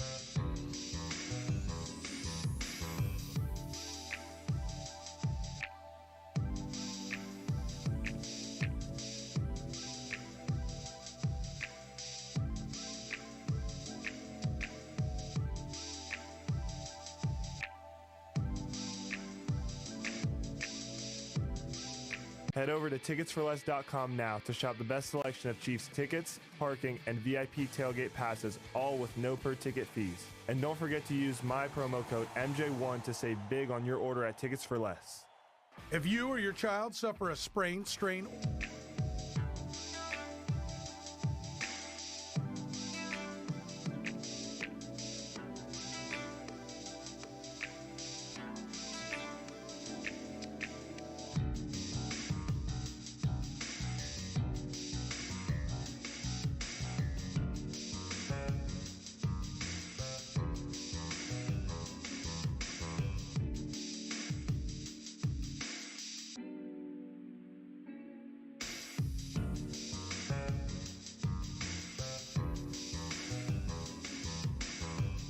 Session at 6 p.m. on July 13th. Register at stmary.edu/RSVP. The Royals fell to 25-62 yesterday in a 5-0 loss to the Minnesota Twins, in which Twins starter Pablo Lopez threw his first career shutout, a 4-hit complete game with 12 strikeouts and 0 walks. Aside from another first-inning home run and an error-assisted 2-run third, it was a solid second career start for Royals pitcher Alec Marsh. Marsh, the 70th overall pick in the 2019 MLB draft, allowed 3 hits and struck out 5 and walked 3 in his 5 innings. The Twins completed the sweep, and now the Royals head to Cleveland for a 4-game series to wrap up the first half of the year before the All-Star break. Jordan Lyles will get the start. We'll talk football with Craig Stout of KC Sports Network. Going back to the Chiefs next in the Zone.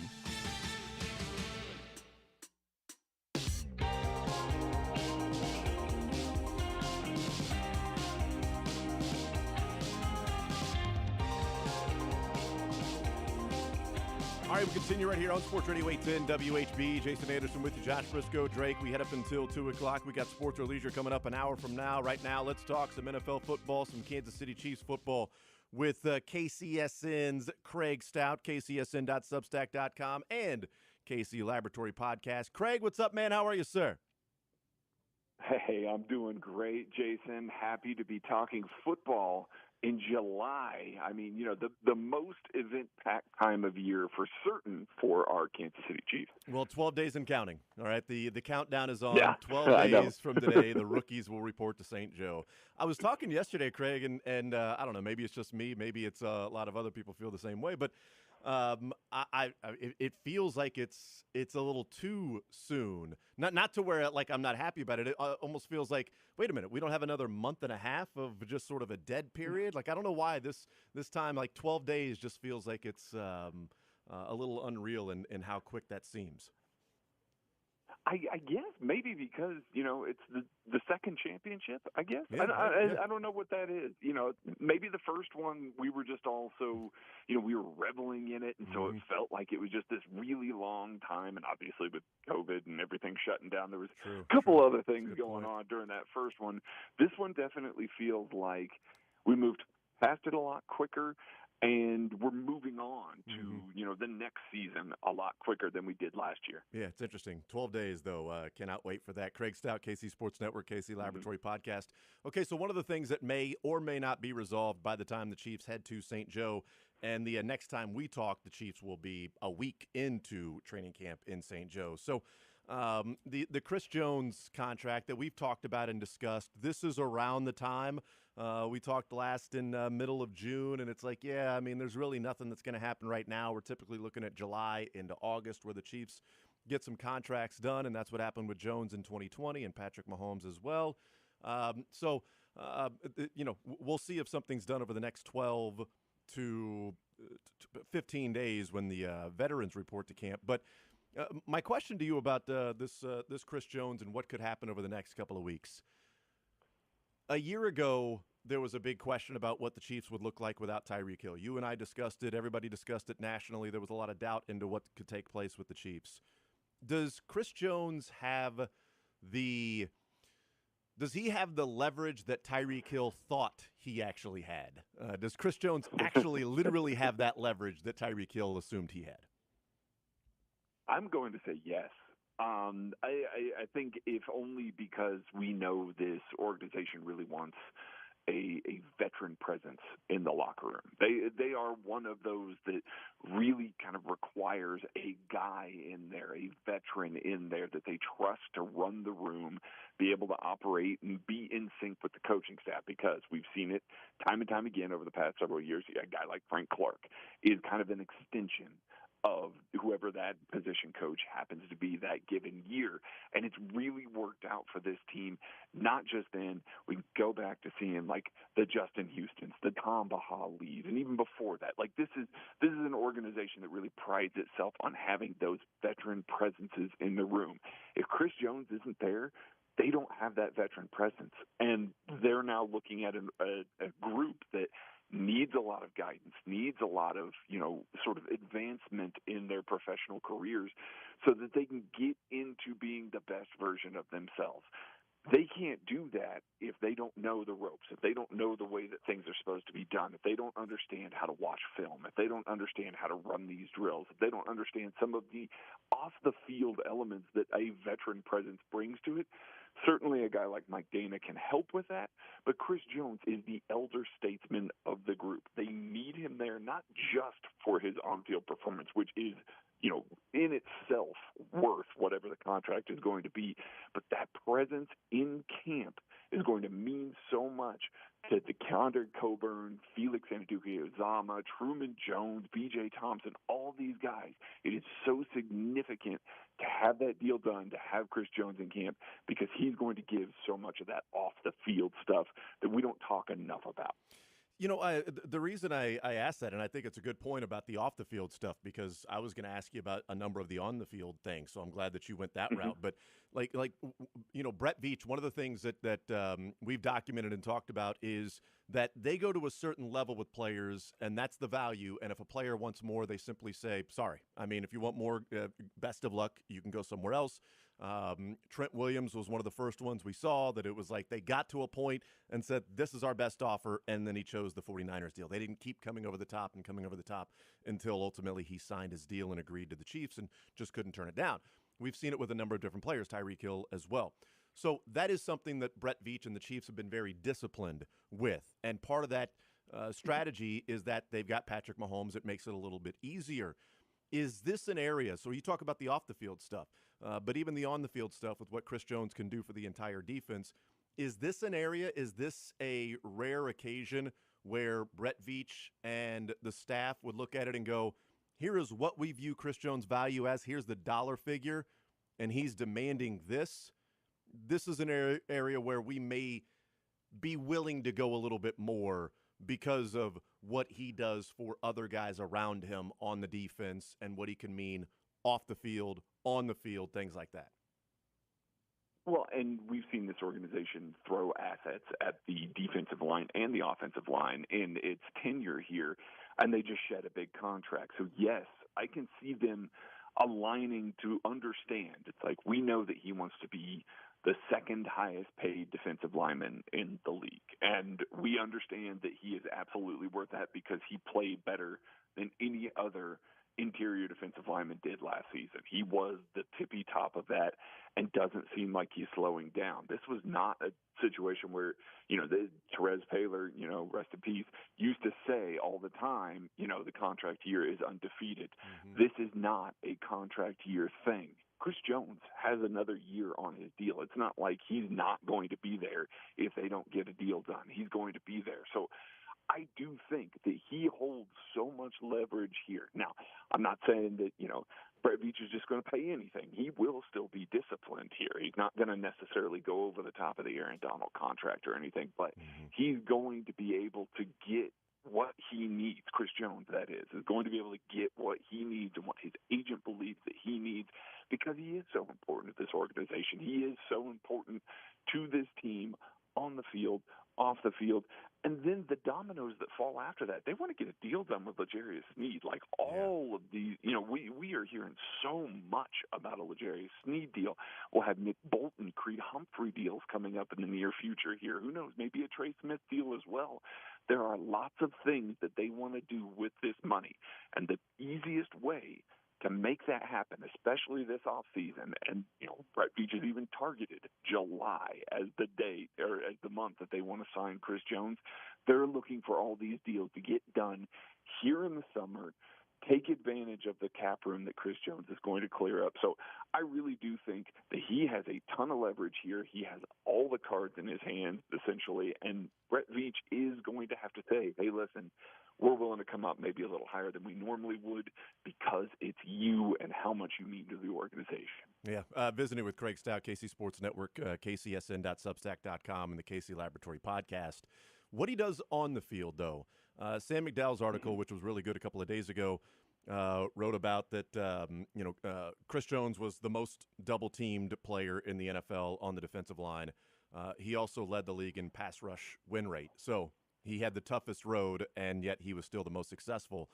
How much of that, not just the pass rush win rate against the double teams, but drawing the double teams and having so much of the focus be here's where our offensive line and our blocking scheme starts. Where's number 95? That's where it starts. And, 27 sacks with Frank Clark and Dana and Karlaftis and Dunlap. And I wonder if you just eliminate 95 off the field, what do those numbers look like? Like what the defense is when he's on the field. Like how many of those sacks are created because they got one-on-ones or a lesser offensive lineman because there was so much focus and attention placed on where Chris Jones was. I mean, I wish I had an exact number. We'll call it 68% of those sacks maybe disappear with that. Yeah, it's one of those, the ripple effect of having him in the middle makes so much of a difference. I think we all have grown accustomed to, I keep saying his name, but it's really the only other comparison in this league to Aaron Donald and the amount of focus that he requires from every single offensive line.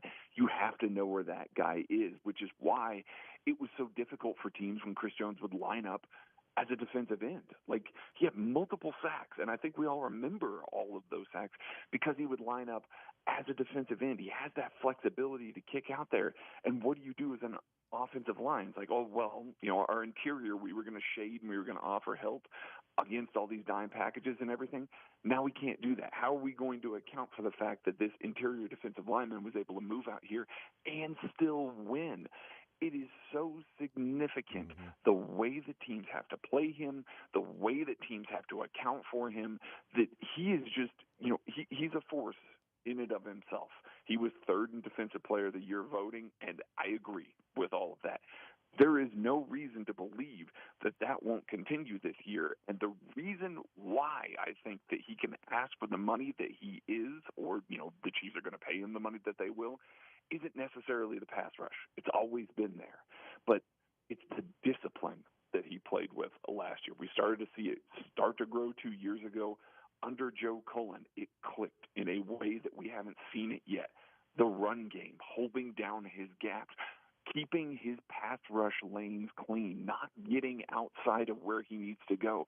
There were times in the past where, Chris Jones would try a swim move and he'd get kind of washed out of the play, and now all of a sudden you've got a running back or a quarterback that's escaped and is running free down the middle of the field. And it's the things that you lived and died with Chris Jones because he was such a good player. A lot of the things that you looked at that you were like, man, that was a little bit of a weakness, they were gone last year. He played so disciplined and within the scheme.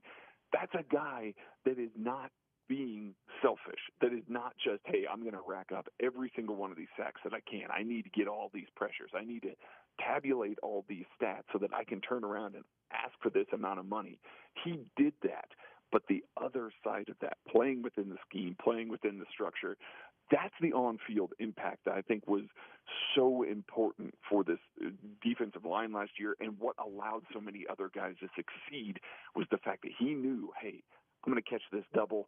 I'm going to keep pushing, but I'm going to stay within my lane and not necessarily try and beat it because Frank, Carlos, George, Mike, whoever it was that was along the defensive line, I can trust that they're going to get home and that they're going to win. And him doing that just accounted for even more sacks than the ones that we saw on the field prior. Yeah, the at DraftKings right now, Defensive Player of the Year, the odds, and Chris Jones has the seventh best odds to win Defensive Player of the Year, tied with Aaron Donald. Should be higher. Yeah, I agree with that. I actually like it. It's plus 2,500. He finished third last year. I mean, you get a little momentum in finishing third last year. You also get the tweet about I'm going to win Defensive Player of the Year. It raises some eyebrows. I think there might be more attention on Chris Jones this year, and if he has close to the season he did a year ago, I think he's certainly going to be in the running, depending on what happens with Micah Parsons and Myles Garrett, Bosa, guys like that are going to be your betting Great favorites. Players. Absolutely. Yeah, that's where he is, though. Yep. He is in that upper echelon. He is a Tier 1 defensive player. That's what he is. Craig Stott is our guest, kcsn.substack.com, a Tier 1 NFL Chiefs guest here in the Zone on Sports Radio 810 WHB. I want to tie this in then to the Chiefs and this season, and a stat that the KC Sports Network Twitter account tweeted out, I think, yesterday, says, career win-loss record when the opposing team scores 28 or more points, including the postseason. Joe Burrow is 2-8. Justin Herbert's 5-16. Aaron Rodgers is 17-46. Lamar Jackson is 4-10. Josh Allen is 5-10, and Patrick Mahomes is 17-13. When the other team scores 28 or more points. I mean, we see so many different stats that are just absurd about Patrick Mahomes and the Chiefs offense and things like that, they often just sort of become white noise to a degree. It's like, oh, yeah, that's right. He is better than everybody else, and he continues to do these things. But I think it sort of goes hand in hand with Chris Jones. What Brett Veach is trying to do in spending resources, whether it's draft picks or money on the defensive side, and 2 first-round draft picks at edge, a first-round draft pick at cornerback, a few other draft picks at cornerback with Williams and Watson and Snead, who we talked about, that's coming up for a contract, and Brian Cook and Justin Reed, and spending the second-rounders on Bolton and Gay, and the third-rounder on Chanel. Like, they have spent some resources on the defense that we really haven't seen outside of the second half of 2019. And look what happened. They won a Super Bowl. We haven't seen Patrick Mahomes and this Chiefs team with a top 10, high level, like really good, close to shutdown defense that just is good across the board. We haven't seen that. And I think that also adds to the weight of a Chris Jones and the contract negotiations and what this team can be, that it's awesome that Patrick Mahomes is able to do that and win games when the other team scores 28 or more points, but it's not normal, as we see from the other really good quarterbacks in the NFL. What's normal is that you've got a really good offense and you've got a defense that helps you out along the way as well, and what the prospects of this season and what this defense can be, improving upon what it was a year ago, to me, is as exciting as anything heading into this year, because we have an idea about the wide receiver core, Craig, in watching them win a Super Bowl a year ago without Tyreek Hill, and a year improvement, and Udike Uzama added in, and some other players along the way, Chris Jones being a part of that. To me, that's where the exciting level comes in, because we've seen Mahomes in the record when the other team scores a lot of points. It'd be fun to see the Mahomes record when the Chiefs defense is limiting other teams to 10 to 17 points. I mean, yeah, he's doing this with, a lot of turnover on some of these defenses. I mean, his first year taking over was an all-time historically bad defense. It was an awesome pass rush, but everything else, not great. And then Steve Spagnuolo comes in. It takes a little while for some of those guys to get, kind of in the swing of things. And you referenced there at the end of 2019, things get a little bit better there. 2020 takes a little bit of a step back. 2021 is just kind of, takes not necessarily a step back, but it's kind of equivalent.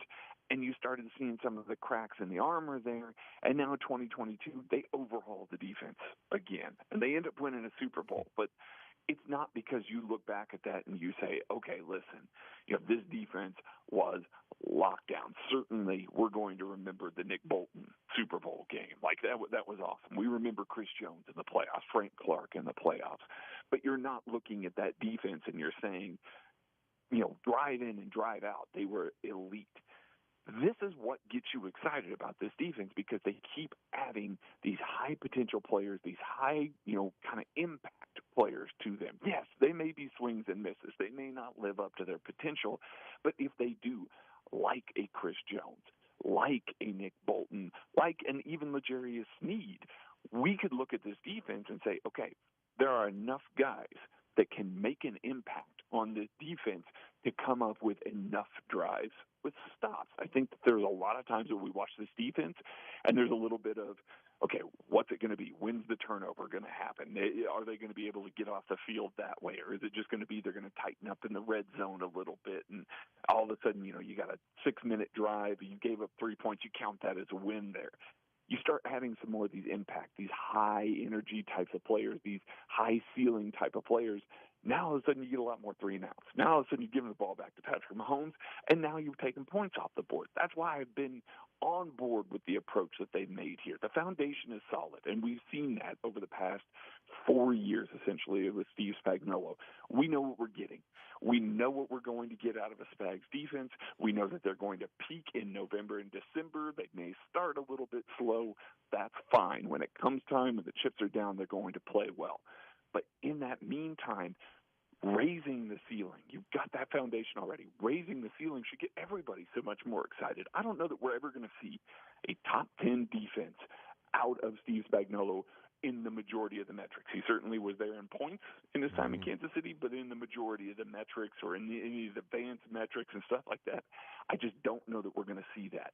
However, that November, December, January, February timeframe, when the Chiefs are playing at their best and they're playing against the best, I think that they can raise that level to be talked about amongst, like the New York Giants defense that Spagnuolo had back in the day that stopped the Patriots. That real wrecking crew that made life so difficult on so many good offenses at the right time. And that's exactly what's so intriguing about this defense, so intriguing about the players that they added, and why the Chris Joneses fit into the future as well. They need those high-impact guys that can come up with those singular plays, because as a unit, they're going to give up some stuff. But those singular plays are so important to Spagnuolo, so important to this organization, and that's why the Chris Joneses, L'Jarius Sneeds, all these guys that make an impact are so crucial to the defense. Craig Stout, KC Sports Network, KC Laboratory Podcast. We'll take a timeout. We'll come back. We'll continue rolling one more segment with Craig. Craig, you hit on something there that I wanted to talk about the defense and including the Eagles there. We'll do that on the other side of the break. We continue. We'll talk with Craig one more segment. We got Sports or Leisure coming up at 1 o'clock. It is a Thursday edition of The Zone at Sports Radio 810 WHB. You're in the zone with Jason Anderson on Sports Radio 810 WHB. Hey Kansas City, it's MJ Melendez. Head over to ticketsforless.com now to shop the best selection of Chiefs tickets, parking, and VIP tailgate passes, all with no per-ticket fees. And don't forget to use my promo code MJ1 to save big on your order at Tickets for Less. Hey, Joshua Brisco here. Me and Jason Anderson will be broadcasting The Zone live at Greenlight Dispensary Independence this Friday from 10 to 2. This Friday and Saturday from noon to 8 p.m., Greenlight Dispensary will host their monthly Underground event. The Underground at Greenlight Independence is Missouri's first and largest marijuana farmers market. You'll have the opportunity to speak directly to vendors and learn everything about the products directly from the people who make them. So make sure to come see us this Friday from 10 to 2 at Greenlight Independence. Learn more at greenlightdispensary.com.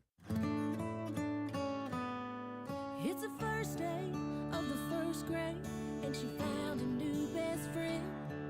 It's a laid-back Sunday afternoon, you wish would never end. The homemade taste of Bluebell, and good friends gathered round. The good old days are being made right now. Wake up your taste buds with Bluebell Java Jolt. A delicious pint of coffee ice cream with dark chocolate-flavored chunks and a decadent coffee fudge swirl. It's the jolt you need to perk up your day. The good old days are being made right now. The good old days are being made right now. Look for Bluebell ice cream at all Hen House markets and select Sunfresh locations. Looking for a wide selection of new vehicles? Visit Robert Brogdon's Olathe Buick GMC and drive off with one of over 150 available now. They're bursting with the hottest summer trucks like the 2023 GMC Sierra, Terrain, and Yukon. Plus, the new Buick Enclave, Envision, or Encore GX. And Brogdon's 90-day money-back guarantee is standard on all new vehicles. That's confidence you can count on. Check out the #1 GM dealer in the Kansas City area, located right off I-35 in Santa Fe, or online at robertbrogdon.com. Need a new roof? Check. Roofing repair? Check. Gutter repair or replacement? Check. Gutter guards for those pesky leaves falling from the trees in the fall? Check. There's only one company to call, Pyramid Roofing. 816-966-1101 or pyramidroofingkc.com. My son was born to play soccer. He's only 7, but look at that form. No, other way, buddy. Your goal's the other way. This message is to all soccer moms, baseball dads, swim team grandmas. Be your young hero's sidekick with digital buying power for equipment, trips. Did he hit the ball with his head or get hit on the head? Even the consolation pizza party with the upgraded digital wallet and mobile app from Core First Bank. Future World Cup heroes need a sidekick. You be his, we'll be yours. With mobile banking, powered by you. CoreFirstBank.com. Member FDIC, Equal Housing Lender. It's Wrangler season out there. Warmer days, cooler nights. Open roads, endless horizons. And you need to be ready in jeans made for the unpredictable. Wrangler, for the ride of life. Shop our newest styles today at Wrangler.com. At Lowe's, we're always bringing pros more ways to save. Right now, get up to 40% off select bathroom faucets and vanities. Plus, buy Southwire Romex Simple 12-gauge indoor wire at our everyday low price of $109. Head to your local Lowe's or visit us at Lowe's.com for more deals you can't beat. Because Lowe's knows savings, Lowe's knows pros. Valid 7/6 through 7/12 while supplies last. Selection varies by location. U.S. only. Nothing says summer like an ice-cold Twisted Tea Hard Iced Tea. Smooth, refreshing, real brewed tea with 5% alcohol. Look for Twisted Tea in the bright yellow cans. Keep it twisted! Twisted Tea Brewing Company, Cincinnati, Ohio. Please drink responsibly. You brought up the Eagles, and during the playoffs, the Chiefs' defense, when they had to, when Mahomes got injured against the Jags, they held that team to 20 points. When, everybody on the offense essentially got injured against the Bengals, including Mahomes playing on one ankle, they held that Bengals team to 20 points. Now, that was only because Tyler Boyd was out, according to Tyler Boyd. Had Tyler Boyd played, I mean, Bengals probably score like 40, 45 points if Boyd is out there. So 60 easily. He's just that much of a needle mover. You're right. 2/3 of the scoring offense would be Tyler Boyd. I agree. I was trying to be more conservative there with that, but you're probably right. And then against the Eagles, they give up the 35 points. But you mentioned that in the Super Bowl.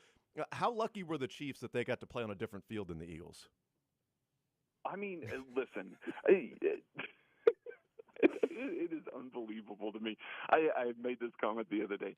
Patrick Mahomes must just be the ultimate trash talker when all of this is happening, because everybody that comes off the field after sitting there witnessing it, getting all these comebacks and all of these miracle moments that Mahomes puts on the field, they're always so salty. Like, they have so much to say afterwards and so many other people to blame and not themselves. And, it's just, there is so much trash talk and excuses that come from playing against Patrick Mahomes playing that well. And I don't know if it's just because he does so many abnormal things that are just out of this world that now all of a sudden people are like, well, it can't be our defense or our structure or anything that we did, because we wouldn't have been able to stop it anyway. So I'm going to blame the field. I'm going to blame an injury. I'm going to blame all these things that happened to every team, happened to the Chiefs, happened to all of this. And so we didn't see this kind of backlash after like a Tom Brady would come back and have a massive win, or an Aaron Rodgers win, or anything like that. That wasn't this much talk. And yet Mahomes, when he comes off the field, months later, you got Brandon Graham talking about how, well, he may have been faking an injury, and, well, we were playing on this slippery field. The offensive line was blessed. Like, I know. Yeah, I mean, come on now. Which, by the way, the Chiefs Super Bowl, display that they've got, really like that they had Nick Bolton's cleats facing outwards. If you haven't noticed about that, real kind of dig at the Eagles there. Yeah. But that's.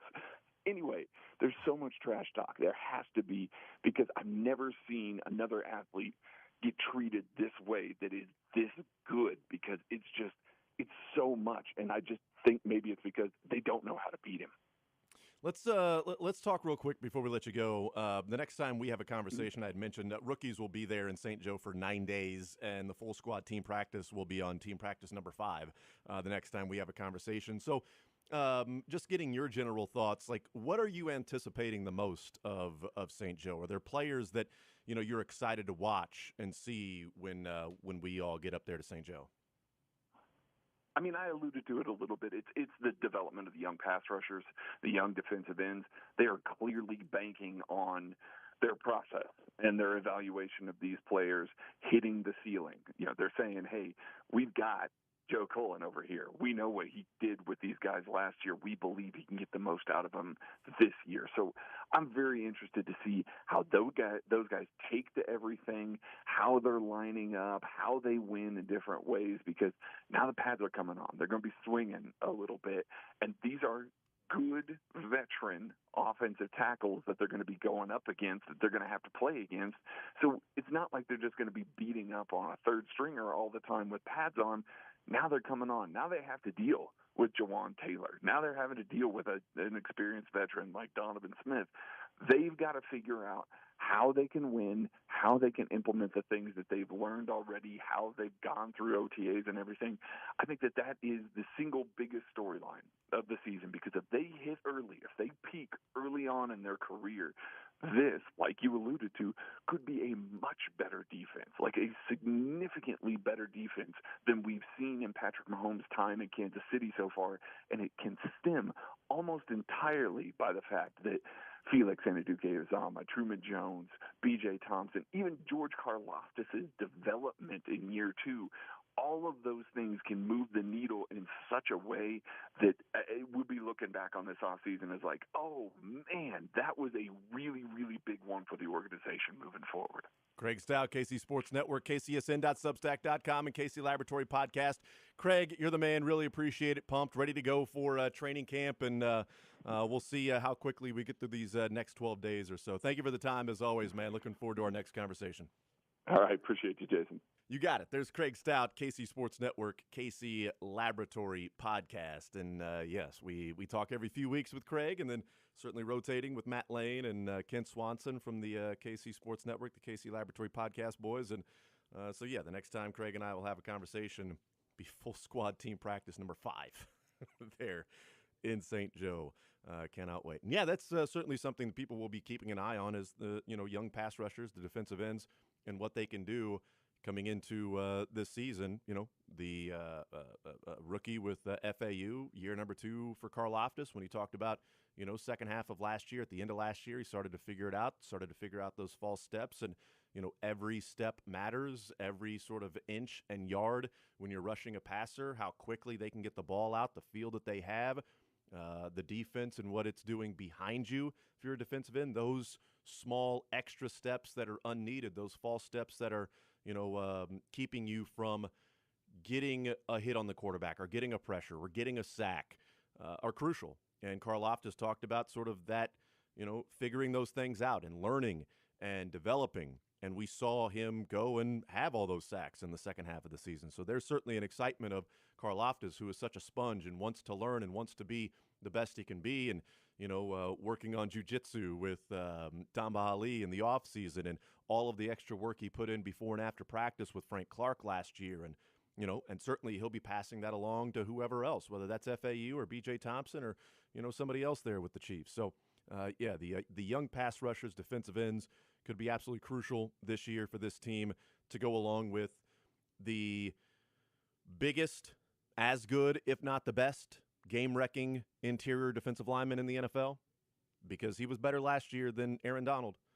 So, if he's not the best, he's damn near close of 1 and 1A. And, a couple of years ago, that would have been blasphemous to talk about with Chris Jones in the same breath as Aaron Donald. But certainly he's been that. I think the Chiefs understand that, and they understand what Chris Jones does for the defense as opposed to even what Tyreek Hill did for the offense. We've discussed it. We've talked about it, that force multiplier that is Chris Jones and his ability to draw the attention and the offense's focus and scheme and game plan about we get to the line of scrimmage, where's 95? We find 95. Like, it's always the, where's the mic? 56 the mic, 56 the mic, 58's the mic, whatever. It's almost like you get up to the line of scrimmage. All right, 95's right there. All right, now let's figure out what we're going to do. There's 95 over there. Do we need to roll the coverage this way? Do we need to double team and leave another matchup that's more just open for somebody to take advantage of?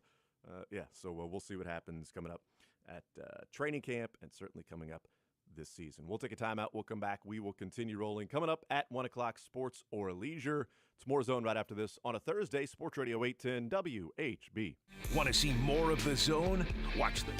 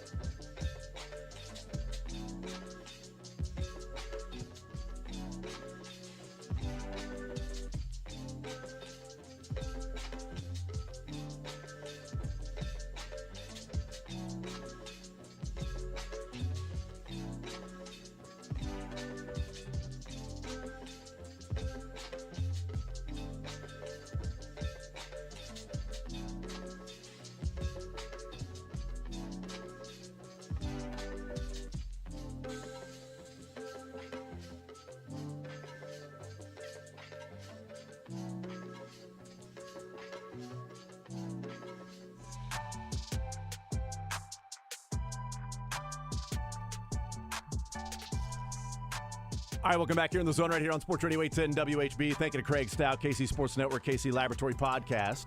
We'll have a little Sports or Leisure coming up at 1 o'clock. $25 to Johnny's Tavern. We're giving away, if you win Sports or Leisure, that's at 1 o'clock right here on Sports Radio 810 WHB in The Zone, 913-912-4810 is the text line to join the show to be a part of the conversation today. You know, we didn't get into a conversation with Craig about DeAndre Hopkins. We've had those conversations before. But, man, it certainly seems like whenever he is mentioned, the Chiefs are brought up as well. Let's hear Jeremy Fowler, who weighed in yesterday afternoon with the, of course, latest on DeAndre Hopkins. Tennessee's pretty well positioned here. Like, they've kept in contact. They're in it. You know, they want to sign him, so we'll see if they can get to the finish line. New England's still in the mix, too. I would say Tennessee, New England, who hosted him on a visit, are the favorites right now. You know, the Chiefs have still kept in contact. They just don't have any money. I think in a perfect world, they'd like to do it. If they could get the Chris Jones extension done, that would open up some cap space. Maybe they could try to get that in the finish line. I just don't see that. They're probably on the periphery right now. So, you know, he's still willing to remain patient closer to training camp, but that doesn't mean something couldn't come together in the next week or two. Even when it's like they don't have any cap space, but it's, well, the Chiefs would love to do it. Certainly the Chiefs have interest. It's just they don't have money. I think the Chiefs have interest is a way more newsworthy part of that than the Yeah. Chiefs don't have money. I would love to get Fowler to follow up on, is it not likely in your mind because they don't have the money right now, or is it not likely in your mind because they're not going to pay him enough of that money? That's a great question. We both think that they will have money before week Yeah. one at some point when they get that Chris Jones extension done. There was a guest on ESPN Radio yesterday, last night maybe. I don't even know. Who do they let be a guest on the night shows? Certainly wasn't from 10 to 2. I know that. No shot. And here this guy is weighing in stupidly. Just one of the dumbest answers you'll ever hear. Very dumb. He talks about the chances, whoever this is, chances of the Chiefs signing DeAndre Hopkins. Right now, you know, their accounts are basically frozen. They've got like 47 cents of cap space, but there's room for it to show up again if they get this deal done with Chris Jones. Once that deal gets done, they would have some room to play with to bring in DeAndre Hopkins. I think right now it's a 20-25% chance that he ends up in Kansas City, and that might even be just cheating a little high because I think it would make a ton of sense in this offense. I'm super high on Kadarius Toney. I get the hype for Sky Moore in year 2, but DeAndre Hopkins in this receiving group would add a really wild element to an offense that will be perfectly fine as is, but to know you got DeAndre Hopkins on one side of the field all the time would be a hell of a number 2 option for Patrick Mahomes when he looks away from Travis Kelce. And, DeAndre Hopkins is over there. Neat. He sounds handsome. Neat. Neat. You know, you now that I see you, you sound bigger on the radio. I don't know why. You sounded a bit taller. I'm not sure why. You can hear just like the great mustache that's coming through in that audio. That's amazing. Yeah, that is the answer of a beautifully mustachioed man. That's what the take was terrible, but you can hear the mustache hairs. Is there typing? What was that? I wasn't making any real aggressive noises. I'm not sure. There was a little bit. They do. I realize now. They will. You know, I ended up on a sidetrack talking about, or that guest may have ended up on a sidetrack talking about Quinnen Williams at some point. That isn't in like the little ESPN audio based clip, I guess. So I really appreciate them just trying to get me to my slightly less verbose and little tighter on the delivery. So you said you're super high on Kadarius Super Toney. high. Oh yeah. Seth Kaiser hasn't done much in his he gave another bump yesterday to his July 4th column that he brought and study of Kadarius Toney, and said he's becoming irrationally excited about the potential. So he's not doing much to temper your enthusiasm then. No, talking to him yesterday was really annoying. Or 2 days ago? Yeah, it's always annoying to talk to Seth. That's right. Yeah. Yesterday, he took the words right out of my mouth. I wanted to ask him, so like, hey Seth, by the way this goes, and you can check it out in his Chief in the North newsletter. He's a regular guest on the program and all around good human being for the most part. Mm-hmm. But I was gonna say, so hey, are you telling me he's closer to Tyreek Hill minus than he is McCole Hardman plus? And before I could ask him that question, he said, at this point, I'm seeing more Tyreek Hill minus than I am McCole Hardman plus. And so, that really does go into it for me where, look, we're all concerned about Kadarius Toney's hamstrings. Like, the injury bug is what scares you about Toney. But watching Seth, who I think really does begin an experiment like this just wanting to have the most reasonable takeaway, right? Like, he doesn't go into it wanting for the best or the worst of anything. He's like, all right, let the film speak to me. Let's see where I end up. KCSN guys are also great at that. And for Seth to crack it open, to get to the end of his review and go, oh, dang it, I think this is a superstar, is a hilarious thing to see. And the funny thing is that Seth says in his story, if he's healthy, he's a 1,200-yard receiver. Now, I did some math on this to say, let's not even worry about Week 17, because the Chiefs usually don't need that, right? Or Game 17, I should say. And maybe he just misses a game here or there. 75 yards, 16 times, the 1,200-yard season. If he is a 7, and I'll say right now, if you let me bet on, hey, every game that not every game, on average, in games that Kadarius Toney starts and finishes, will he average 75 yards per game? I would say, sure thing, absolutely. Take my money, let me put that line down. If you were to say, is he going to be a 1,200-yard receiver, I would say, nope, that's a scary bet. I'm hoping for it, but I'm not touching it. And that's the part of the Toney conversation that'll probably get beaten into the ground over the next year. But he is in Sammy Watkins territory with a higher ceiling and an equally disastrous floor. He didn't cost as much, the draft pick, as opposed to all the money for Watkins, and so maybe people will be more patient with Toney. But man, the skill set is there. And think about the number of times when you saw kind of the gadgety stuff. That's used as a pejorative a lot. Oh, he can do the gadget things. He can do the dink and dunk stuff. That's not something the Chiefs do out of necessity. That is a part of the offense. We've got little spots. We're going to freak out defenses. We got Travis Kelce over here and maybe a couple bigger body wide receivers. Although Toney's 6 feet, which I always make him shorter in my mind because he just moves so crazy. But all right, we've got all these other things you have to keep an eye on as a defense. We're just going to go ahead and let Kadarius Toney just kind of cook in space for a little bit. We're going to pick up 8 or 9 yards, and we'll see you at the new set of downs. That's a part of the offense that he is perfect for. And it's like, all right, it's on his stretching routine and the training staff. Like, that right now is the difference between me saying Kadarius Toney's a 1,000-yard receiver and me saying that he's a 500-yard receiver that's a disappointment in a lot of ways. So the couple of things that Seth Kaiser wrote about, and I think maybe the more exciting part is, on one side, you've got Kadarius Toney, who just makes guys miss. Yeah. He's got that wiggle to him, and he even tweeted out, I make guys miss on regular grass too. So it's not just about guys slipping and falling. But a couple of the plays that Seth Kaiser pointed out, which to me takes it to another level of excitement of what Toney can do, is that, it's a little out route of like 4 yards. And when the defender touches Kadarius Toney, not juking him, back to him, defender grabs him, he gains 6 more yards after that. There's another play where it was just a pass out to the flat. Yep. And, a wide receiver, I think it was MVS, needs to make a block. And MVS just got blown backwards. And Kadarius Toney catches the ball. He's got 2 yards, and he's got a defender to his right and a defender right in front of him. And he picks up 6 more yards from that standpoint. Like, those are different than, Kadarius Toney in the open field just juking a guy, and that guy's grabbing air. That was Kadarius Toney. The guy was wrapping him up, and he was a yard short of the first down, and he got tackled to the ground 4 yards after the first down. Those are small things that another receiver, his back's to the defender hits him 4 yards on 3rd and 5, punt, or are you going for it on 4th down? Instead, it's move the chains, you go to the next set of downs.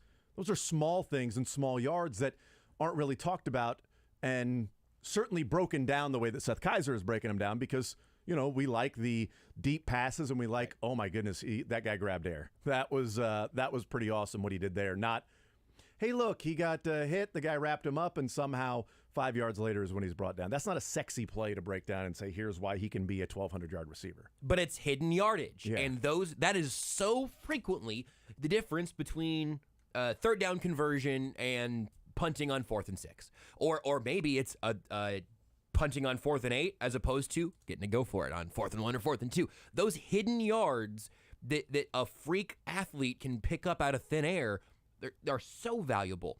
I'm going to now take the other element that you didn't mention that is in an incompletion that I did not think about once until I saw Seth go back to it in this story. AFC Championship game against the Bengals, and Tony goes for what really should have been a touchdown. It would have been a 20, 25-yard touchdown or so. They start with 3 receivers bunched up on the left. Kelsey's on the other side. And just by the angle and his speed, Tony gets good leverage on, I think that might be Hilton. And he's able to, he's not 6'3", but he's able to take a quote-unquote deep pass and a vertical route here where he is the vertical threat.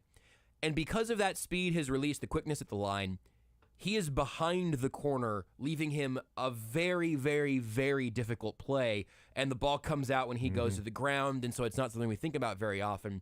But it's a nice reminder that there is more in the toolbox for Kadarius Toney than he's even gotten credit for, in addition to the hidden yardage, in addition to the open field stuff, and in addition to the gadgety plays and all the jet motions. Seth's theory is that he was about to have an enormous AFC Championship game. And then, ... the Kadarius Toney story. Yeah. That's absolutely. the threat. Absolutely. A little baseball story. The tools in the bag, as you mentioned, for Kadarius Toney. Tools in the bag for Ellie De La Cruz. He's got tons of them. And probably tools that he has not even broken out. He wears cargo shorts because how else are you going to wear a hammer on your person without cargo shorts? And he's got all these different tools. It's ridiculous. Last night, they're playing the Nationals, and Ellie De La Cruz comes up for his first at bat, and the Nationals ask the umpires to look at his bat. He's got an awkward-looking knob on the bat, the end of the bat.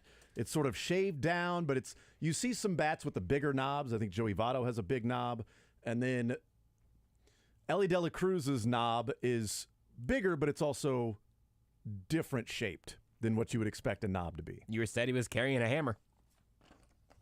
He's got a lot of different tools in that toolbox. I've never marked so many cuts in 10 seconds before. I'm just talking, watching Drake go. Click, click. Drake's got carpal tunnel now. Click, click.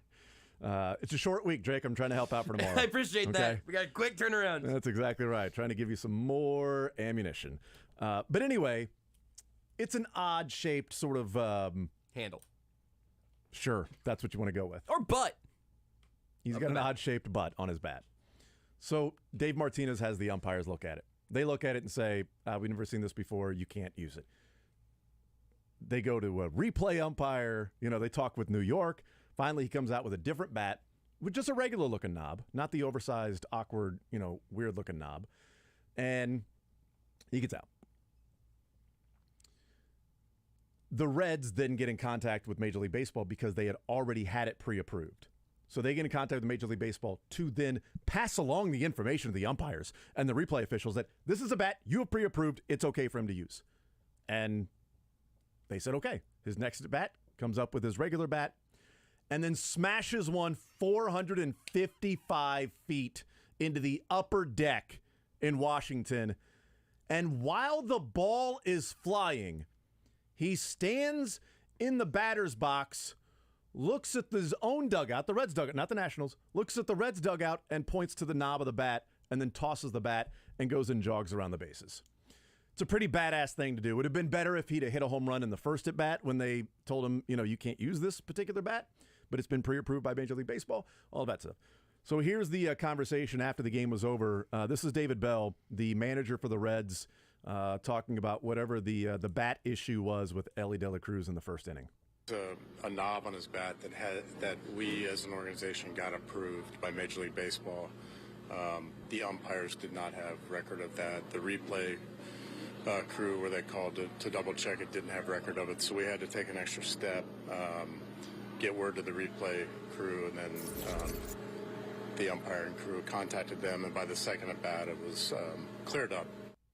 So then he came up and hit a home run. He went 3 for 5 the rest of his day with 2 doubles and a home run. So good work, Dave Martinez. So Dave Martinez was asked after the game was over about what was going on and why he asked for De La Cruz's bat to be checked out. I saw yesterday towards the end, but like I said, I didn't want to do it after an at-bat. I did it before his first at-bat. like I said, I told Quinn, hey, I've never seen them wear it before. I don't know what's going on with it, but and they checked it and they came back and said that it was legal, and I said I'm good. No big deal. Is that the kind of thing that at some point you feel the need to mention that to David Bell, your side of it, or do you feel like what happened tonight is fine? I think they understand. I hope they understand. I mean, I play with Freddie. Freddie knows I'm not. I'm not trying to penalize this kid. I'm not. I mean, I love the way he plays the game. I don't like his antics. After he hit the home run, we could do without that. He's only got 2 weeks in big leagues, but he's going to be a good player. He got so close. He got so close just not saying the dumb baseball thing. He's only got 2 weeks in Major League Baseball, which he doesn't. Had he had 5 weeks, then feel free to do whatever antics. He didn't like the antics because, they hit a home run. That's why he didn't like the antics, whatever. If his player hits a home run and does that, I don't know, man. That'd be annoying. Baseball managers are really annoying. Dude, it's unbelievable. Managers get mad at their own players for having too much fun. Like, also, Elliot De La Cruz might get suspended for accidentally being too cool in baseball. Also, I didn't want to penalize the kid. Yeah, you did, actually. You did. That's why you had them look at the bat. If you didn't want to penalize him, you would have just assumed that he's been using this bat all year, that along the way somebody would have noticed it and said, hey, check out that odd-looking knob on Ellie De La Cruz's bat. I don't think Dave Martinez was the first one to think, wait a minute. And he didn't ask for it at all the night before. Right. So what happens here is Dave Martinez doesn't like getting shown up for the thing that he did. An act of showing up, Ellie De La Cruz. Yeah. Of making a deal. And then, look, again, either let it go or why would you not? If you noticed it last night, that not be a pregame thing? Why would that not be you know what I mean? Like, that seems like the time to really do it. It's just like, hey, I've never seen it. And look, I haven't seen it. In the AP story, they call it a plastic empty sensor cover that they use in spring training. Mm-hmm. So De La Cruz just kept it there. Cool, fine, whatever. You could have that conversation between games. But as soon as I saw that tweet, I went, man, this is such a... God, Elliot De La Cruz is cool. Man, baseball could use more of this. I cannot wait to figure out which crusty old manager decides to be the crusty old manager to say the thing this time. And Dave Martinez was ready to go. He almost got through it, man. He almost got through it. And then I didn't like his antics. Couldn't help himself. Could not help himself. He's only been in the big leagues a couple of weeks. Don't really like his antics. Like, what is... So, you can't make that call at that time. So what's the cutoff of when you can make that call? At what point in somebody's career can you have those particular quote-unquote antics? And it's such a... Go ahead. I think he's saying he's only 2 weeks in the game, which means he hasn't learned how we do things. And the bleeped up thing about that is he's right. How we do things at Major League Baseball is more or less hit your homer, jog around, get to the dugout, shut up, have some seeds. Like that. And man, why don't kids love baseball anymore? Don't worry. He's hitting seeds all over the place. And it's just weird in Major League Baseball because I can't imagine post-game Andy Reid saying, what was the issue with, Von Miller's helmet or whatever you were talking to the officials? Well, we just wanted to see what it was like, but, he's a great player and had a great sack on Mahomes. I didn't really like the sack dance afterwards, those antics by Von Miller, but, whatever. Like, no NFL coach would be like, well, I didn't really like that. That guy danced in the end zone. I mean, I'm not a big fan of that. That guy's a rookie. He's been in the league for 2 games, and he's going to go and celebrate after scoring a touchdown. He's going to have a sack dance. I didn't really like that, these antics. He's been in the big leagues for 2 weeks and was the most fun dude on the field, Dave! He's been in the league for 2 weeks, and I know more about Ellie De La Cruz than I ever will about Dave Martinez. And that's what pisses him off. Let me check your bat, Jason. That was a dinger. Play Flyaway Fridays all through July to earn entries for a chance to win a dream flyaway or your share of up to $240,000 in Lucky Loot. 7th Street Casino, Kansas City's only 24/7 all-slots casino. Looking for that perfect gift for that hard-to-shop-for friend or family member? Do what I do. Send the gift of competition, Kansas City Barbecue, and let Joe's Kansas City deliver the gift that will stand out.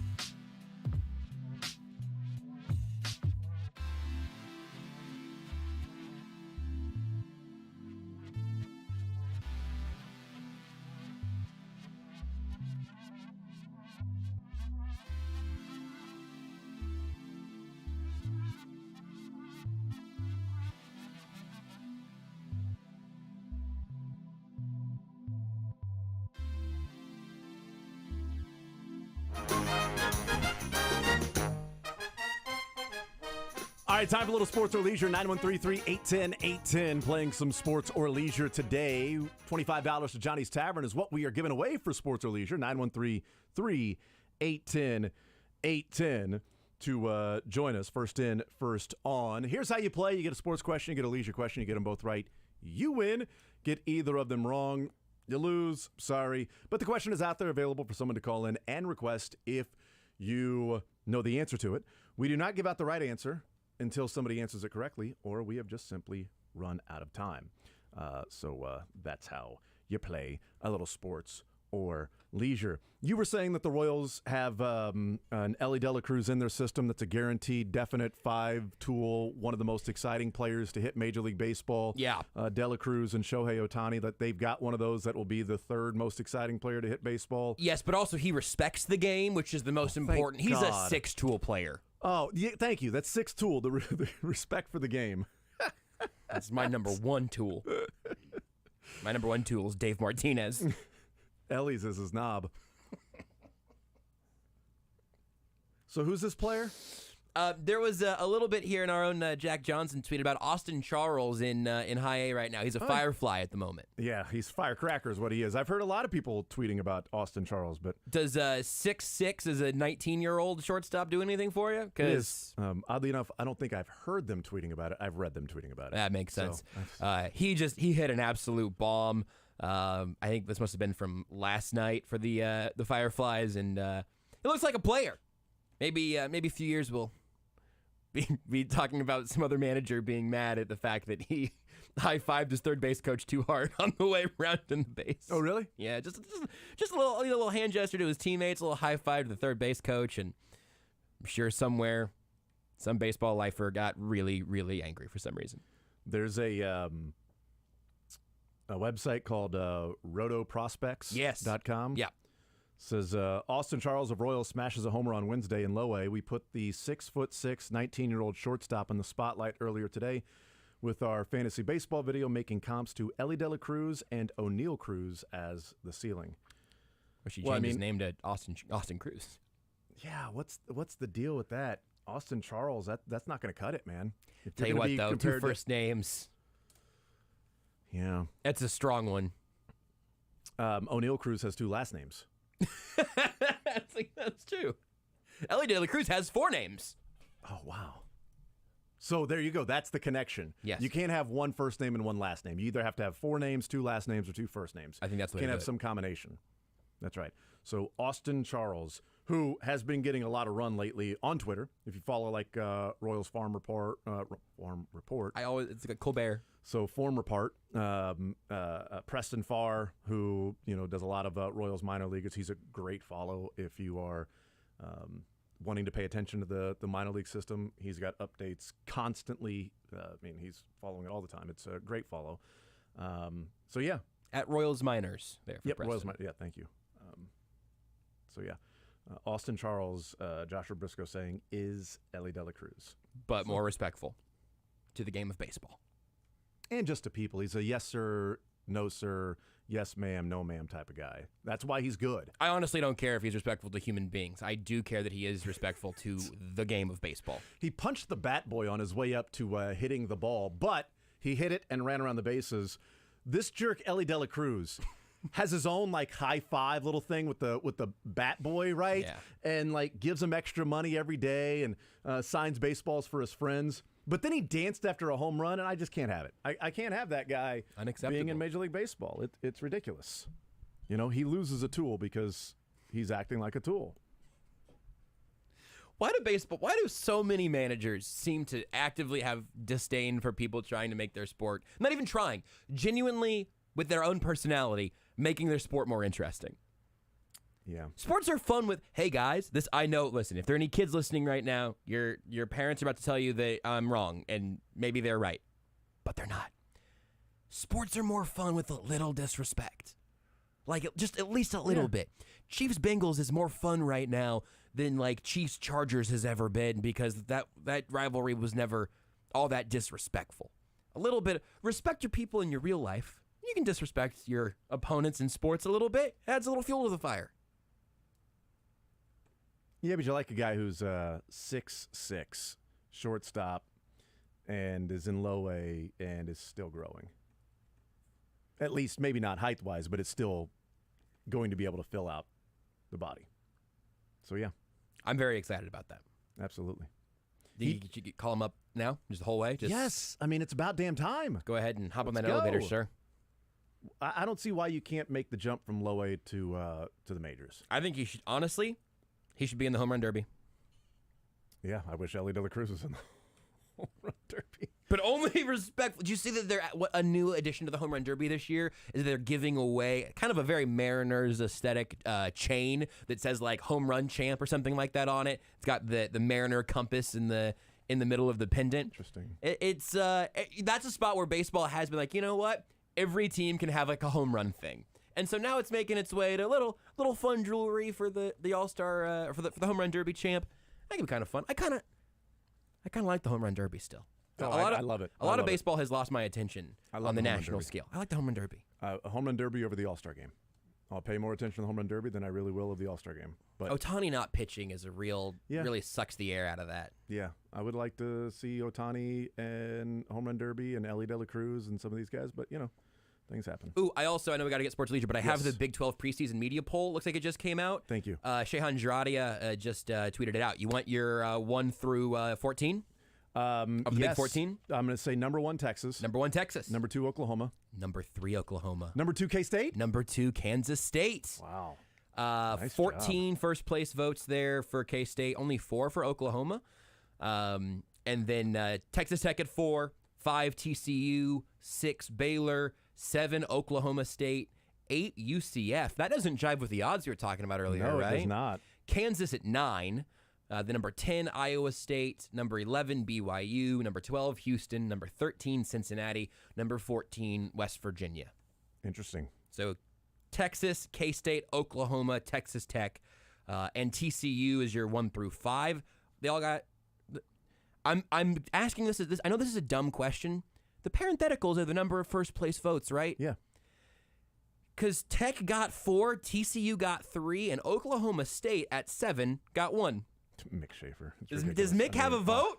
Unbelievable, Mick. Come on, dude. 41 first place votes for Texas, 14 for K-State. So it is Texas in a runaway there, but some interesting stuff going on. And they're the pretty decent heavy favorites in the Big 12 to win that one. All right, 913-388-10-810, sports or leisure.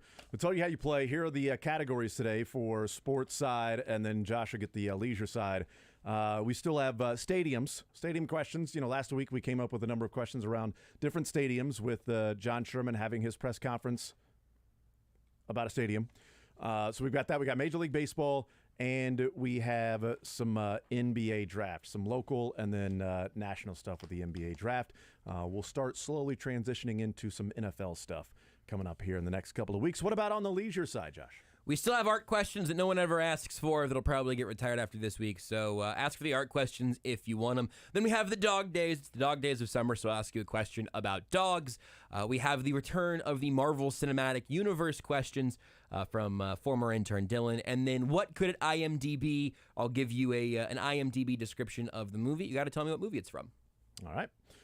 There we go. 913-388-10-810. I'm good to go. Josh, you ready? I am so ready to go. Drake, you good to go? Yes. All right, let's head to the phone lines. And first up is Avery, right here on Sports Radio 810 WHB for a little sports or leisure. Avery, what side would you like to start with, sir? Hey, if Ellie De La Cruz was a Bond henchman, his name would be Odd Knob. You guys still have that Strategic Homeland Intervention Enforcement and Logistics Division question from last week? We sure don't. That got retired over the last week, but God, I was hoping Drake would buzz you with a loser sound for that setup. I would have hung up on you if I was sitting in Jason's chair. My God. No, that one's gone, but you... I'll do IMDb. Okay. A promising young drummer enrolls at a cutthroat music conservatory where his dreams of greatness are mentored by an instructor who will stop at nothing to realize a student's potential. Whiplash. That was the hardest one on my list! That wasn't hard. Will Wheaton. I hadn't seen it, so... Will Wheaton. Cool Whip. Unbelievable. All right, on to the sports side, sir. I'll try NBA draft. NBA draft. Name every NBA draft pick. Ever. In order. Name every 25th pick in the NBA draft starting from 1902. Perfect. Fine. Okay, so Victor Wembanyama was the first pick overall. He's the first number 1 pick without a college background since 2006. And the 6th all-time. Name 3 of the other 5. LeBron James, Yao Ming.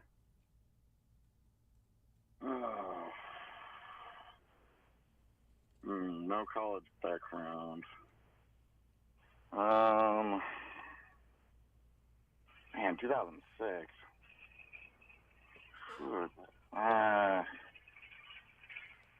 Andrew Bynum didn't go number 1 overall.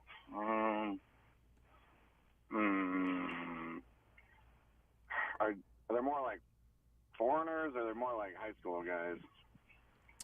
Yes. Number 1 overall picks, yeah. Okay.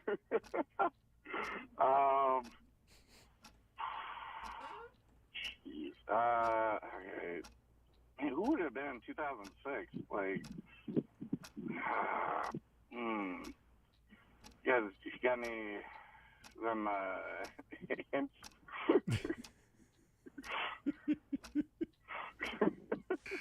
Number 1 overall picks. Avery, you want to throw a dart? You got 2. Yeah, I'll say Malone, Moses. That is incorrect. Ladies and gentlemen, back-to-back weeks. We got him! Back-to-back weeks. Wow. Avery? I even saved I wrote his name on an envelope last week because I thought he was going to win. I saved it this week. Okay. Had it all ready to go, but I'm just going in the trash. Whoa! It'll be here next week for you. If we do play sports, I'll be in Tahoe. We'll see what the day brings. Avery will be in Tahoe too. Oh man, Andrea Bargnani, right? I mean, you just helped somebody else out. Wow, somebody's got a freebie. But you know what, Avery, you get the satisfaction of knowing that you figured out 3 of the 5, right? And that tastes almost as good as some Espinachos. It does taste close. Avery, you're the man. Appreciate it, sir. Looking forward to next week. We'll see what you got. All right? All right. Thanks, guys. You're the man. Me versus Avery is my new favorite sports rivalry. He's up big on me. 913-381-0810. Charles next up on Sports Radio 810 WHB. Charles, sports or leisure? What side do you want to start with? Let's do some leisure. And what category? Let's try that dog category. Okay. Calling your dog Fido, which comes from the Latin term faithful, has largely become a cliche. While the pet name for your pet goes back to ancient Rome, it didn't catch on in modern times until the 1860s. When he took office in 1861, which president made the name popular when he introduced his dog Fido to America? If I have a free hint. I have one hint for you if you end up needing it. But 1861 is the big.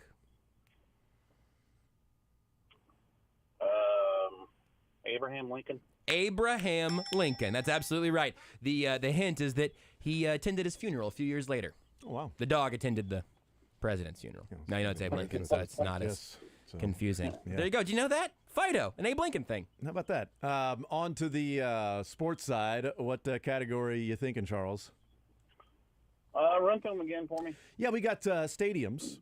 Just questions about different stadiums. We've got Major League Baseball. We've got NBA draft with some national questions, but also questions in regards to NBA draft with the 3 local schools. Well, let's try the stadia. Yes, he did it again. There you go. Which Power 5 conference football team plays in the largest capacity stadium? I asked this last week. We didn't get an answer to it, and I forgot to give out the answer before we ended the show. So I just brought it back for this week. Power 5 conference football team plays in the largest capacity stadium. Wouldn't that be the quote-unquote big house? You're right. It would be the big house. It is Michigan. And the big winner, Charles, $25 to sports or leisure is yours. Thank you, sir. Well done. Put you on hold to get your information. Super duper. Love it. So good. We got fish sticks and super duper. And Michigan, the Big house. Yeah, technically he never said Michigan. I mean, he could have just been like, is it a big house? It's a big. Maybe he's got really lucky. It's a big house. It's a very, very big house. Yeah. Well, that would be one heck of a way to get lucky. It really would. Let's go to Matt next up on Sports Radio 810. Sports or leisure, Matt? What side do you want to start with? Is that number one draft pick question still available? Yes, it is. Do you have an idea of... I think you have to name all three of them again. Just say that, not even new ones. I can try to get the other ones. That'd be great, yeah. That'd be great if you want to try to get any of the other ones. You going to read the question again, I think you said? Oh, sure. Victor Wembanyama, the first number one pick without a college background since 2006, and the sixth all-time. Had Avery name three of the previous five. He came up with LeBron James and Yao Ming, and then he was stumped.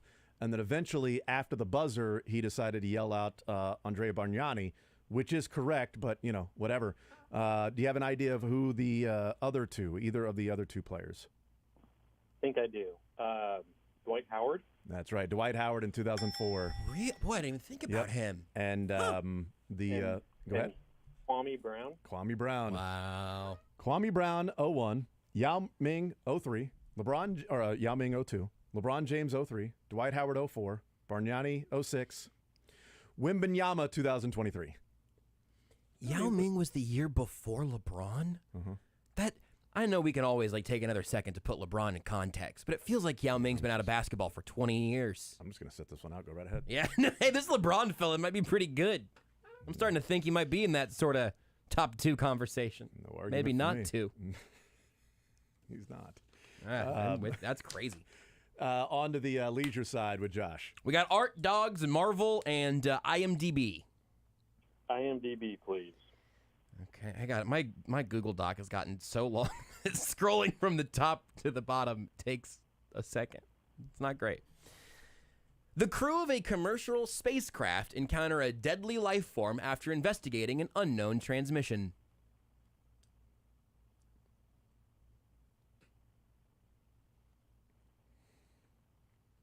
Say it again. I feel like that could be a lot of movies. It definitely could be, which is part of the reason this game is sort of cruel. The crew of a commercial spacecraft encounter a deadly life form after investigating an unknown transmission. All right, I'm going to go with the most prominent one and guess Alien. That is correct. Yeah, that is verbatim how IMDb has it. The most prominent one, Alien? The most prominent one, Alien. This information will get you $25 to Johnny's Tavern. Wow. It's all there. I don't know how they added all that at once. It's crazy. Good for them. It's incredible. Matt will put you on hold, get your information. Congratulations. Super duper. $25, Johnny's Tavern heading Matt's way. So back-to-back winners. So there you go. Must really burn Avery up. It's got to. How about that? Yeah, I would have gone Alien as well, but obviously, yes, it could be the plot to a lot of different movies. And that's going to continue, I think, to as the IMDb game evolves here, just some behind the curtain for the sports or leisure, professionals out there who are really excited about trying to own these games. I think the vagueness is going to end up being part of it, unfortunately, and sometimes IMDb will be cruel. It will IMDb cruel. All right, to the phone lines we go, 913-810-810. We bring in Andrew next up on Sports Radio 810 WHB, a little sports or leisure. Andrew, what side do you want to start with? Let's just be cruel. Let's go to IMDb. A prince and his father are targeted by his bitter uncle who wants to ascend to the throne himself. Lion King? Yes, come Nice on! job. That was supposed to be tricky! That was great. No hesitation. It's fun, though. Love All it. right. All right, on to the sports start side, doing sir. artsier movies. We got stadiums, Major League Baseball, NBA draft. Let's go stadiums. Okay. Do you have, NFL? Yep, I do, actually. That was the next one I was going to go with, so sweet. perfect. The first retractable... Retractable? One more time, Jason.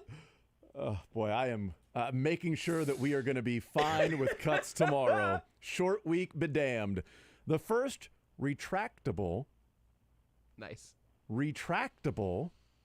The first of them, actually, retractable...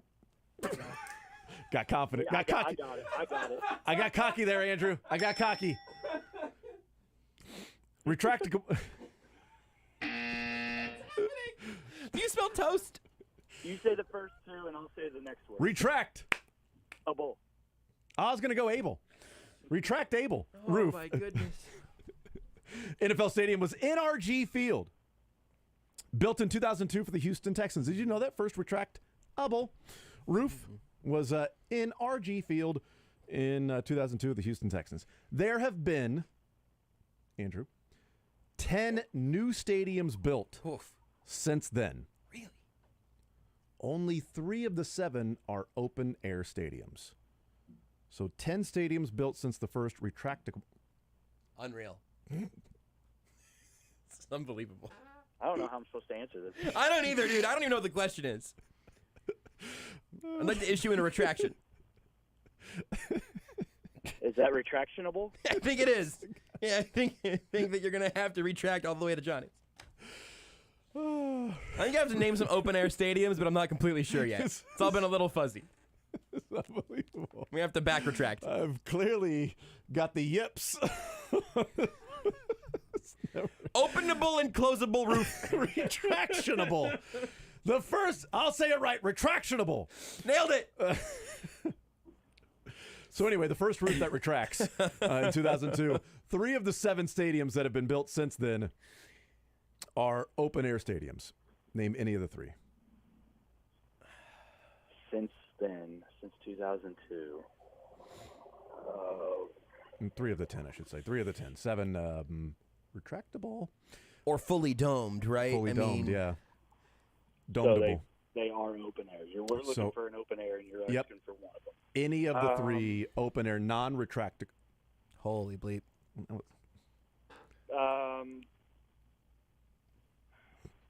Let's say, gosh, I think it's got a open air roof. I'm going to say Allegiant Stadium, Vegas. It is not open. It doesn't have an open. No, it's retractionable. No, right, yeah, and that, yeah. I'm well, not trying to I'm figure out confused. I think. Confused then. I don't. Why on earth would you be confused by that question? I don't understand. You know what? I'll give you another chance. Retractable roofs do not count. Yeah, you want a full open air, open air stadium. So there's so 3 ways of describing it. There's a dome. There's double. Nailed it.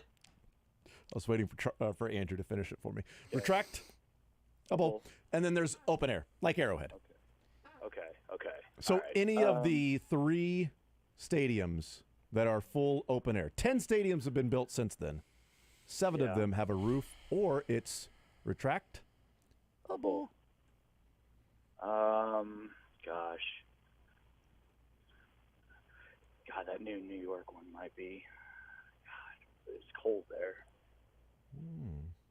I'm gonna go with the one in New York. I don't know what it's called. That's fine. MetLife, Jets and Giants in 2010. That is one of them. Is it artificial turf though too? Is it open air artificial turf? I always thought it was. Weren't they the first Super Bowl? It's artificialable. When they were built, and it was cold, and everybody's up in arms about it. Yeah. Oh. I think so, yeah. So that was in 2010. Which Super Bowl is that? After NRG Field was built in 2002 for the Texans, Lincoln Financial in Philadelphia with the Eagles, 2003.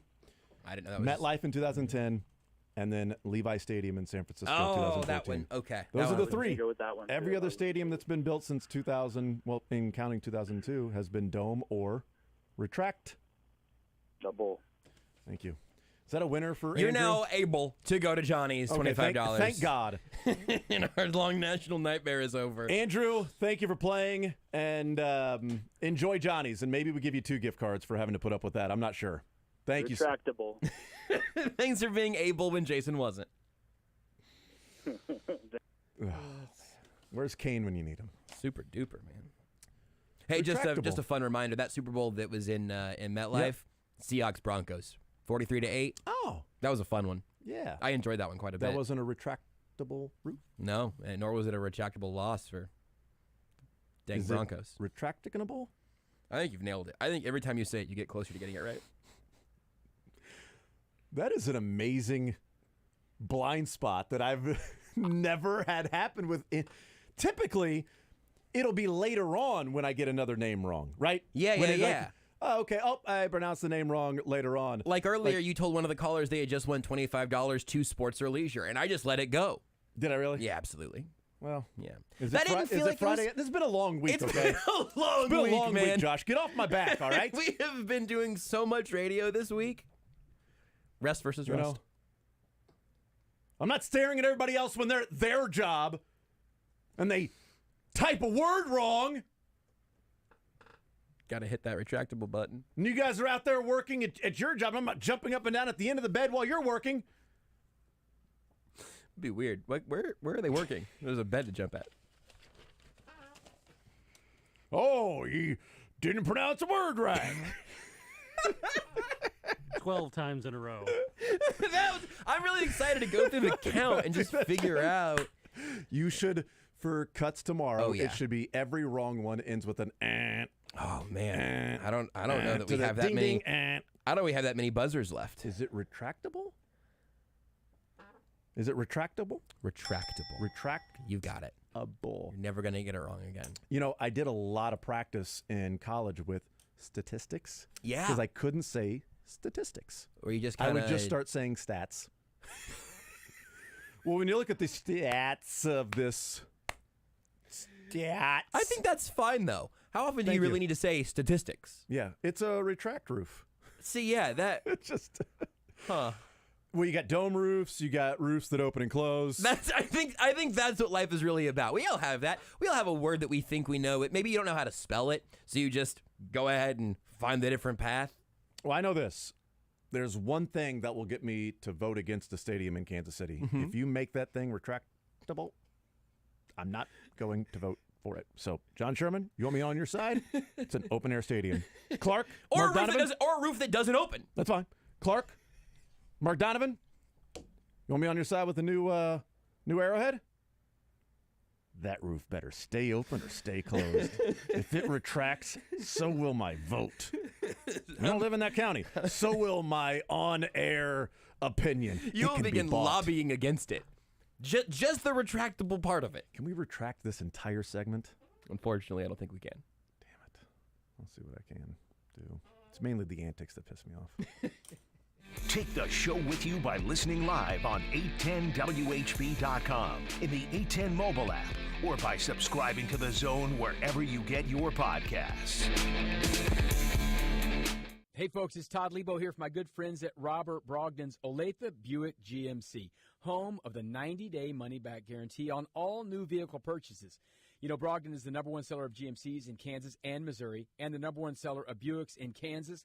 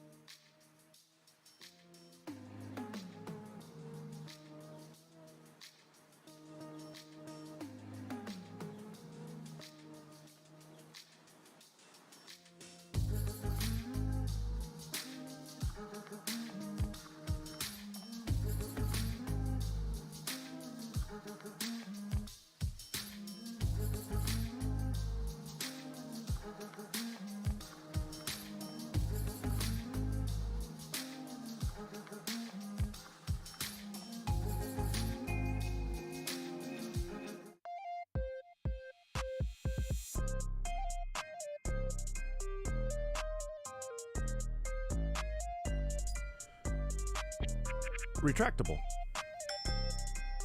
No problem. Yeah. Never a problem. Why is anybody even talking about this? I'm going to make sure that podcast never sees the light of day. Yeah. Which you definitely won't be able to download at 810WHB.com in the 810 mobile app or wherever you get your podcast just by searching for The Zone. It's not even retractable? It will not be retractable. Oh, okay. But if it was, it wouldn't be a problem because you'd be able to say that word. There you go. 913-381-810-810 is the phone number. 913-381-810-810. We're playing a little sports or leisure. $25 to Johnny's Tavern. So if they had built the Truman Sports Complex with that rolling roof like they originally talked about, it would have been the first. I didn't realize it would have been the first retractable, or is that just NFL? Because was Toronto the first baseball with retractable? I actually don't know. Ooh, I don't know either. I think it was. Yeah, because it's... The question was first NFL stadium, right? Well, Houston was the first NFL stadium. Right. Right. With the, what people are calling retractable. You know, that roof rolls open and closed. It's a rolling roof. Would the rolling roof have been retractable? Because it wouldn't be retracting into the stadium like the retractable. And also, the Diamondback Stadium is retractable, isn't it? That would have been, that would have predated. The Bob would have been real close to 2000, right? Yeah, but wouldn't have predated Toronto because that was... No, but it at least would have predated Houston because it would have been 98, right? Yeah. Milwaukee. I'm trying to think of the other baseball ones that are retractable. It's Chase Field now. Got to continue to... It'll always be Bank One Ballpark to me. Yeah, Chase is... that opened in 98. Yeah. It was their inaugural season. But it also closes. That's right. Because it's... It opened in 1998. Retractable! 913-381-810. It opened in March 31st, 1998. Then it probably closed several times during the season, then opened several more times, then closed several more times. By the way, the callers that were on hold were also retracting their wait to play the game because they exited when we went to break, and they said, no mas. Yeah, I get it. No mas. So 913-381-810, open phone lines, 913-381-810. I will read some texts that have come in. It's really brave of you to even be looking at the text right now. Text says, Jason used the Andres Galarraga technique, delivering the question. Text says, looks like Josh needs to add retractable to the spelling bee category. See, here's the thing. I can spell the hell out of that word. I'll spell it forwards and backwards. I'll shuffle the letters and spell it. I just apparently can't say it. You'll also shuffle the syllables and say it. Text says, for Jason's sake, I hope this is shtick. I'll reserve the right to retract. I wondered at, like, the third one, if it was a bit, and then, like, the 5th, 6th, and 7th ones came around, and I went, oh, this is Jason's Chuck Knobloch moment. That's a great way to... Oh, I love that. I love that description. Text says, same text of the retracted statement, whatever. So it wasn't shtick. My father had a similar experience when trying to order a turkey bacon club. It kept coming out Turkin Bakey. Said it went on for several attempts. He finally just gave up. Wakey, wakey, Turkin Bakey! That sounds delicious. I'd order a Turkin Bakey for sure. Text says, thank you for the YouTube feed. Watching Jason say retractable, they wrote that out, over and over brightened my day. Then watching him pronounce it 8 times in a row after going to commercial was the cherry on top. Retractable. Retractable. It was easy. Retractable. If I just take the mic away from my face, retractable. It's retractable. It's totally fine. Retractable. Oh, no! See, in warm-ups, I'll throw the ball to first base all day. Get in a game, and now I'm throwing it into the stands. I'm hitting the Yankees cameraman and breaking the orbital bone in his face. You see that? No, what? Yeah, it was an overthrow at first, and he just was running the camera, and it went right over just barely missed the camera right into his cheek, into his cheek area. Why did MJ Melendez do that? It's amazing. He wasn't even playing in New York, but the ball sailed. He's got a cannon. Just came out of nowhere, just popped the guy right in the face. Ow! Ow, that really hit me. So there you go. Funny. Can they hear us in the break on the YouTube feed, or did No, you just no, see, they could just see was he you just seeing going, my words. Retractable. It's about enunciating every part. Retractable. I think you do that long enough. I think I just stumbled into a Bill Walton impression. When you just say everything. What an really amazing, big. what an amazing development, concept in might be something technology and to this. science. We can take a roof, we can open it and close it. It's amazing. You know, I never really liked things to be closed in my life. I like everything to be open. I am open mind with everything. Try everything once. That's what I always said. Retractable. Your good impressions piss me off more than your bad ones do, and that's a good one, man. Let's go to Tim. Let's play some sports or leisure, damn it. 913-381-0810. Tim, sports or leisure, what side do you want to start with, man? Let's start with leisure. What category? We've got the art category, we've got the dog days, the Marvel Cinematic Universe, and what could it IMDb? Let's go IMDb. People are loving the IMDb category. A man with short-term memory loss attempts to track down his wife's murderer. Oh, God.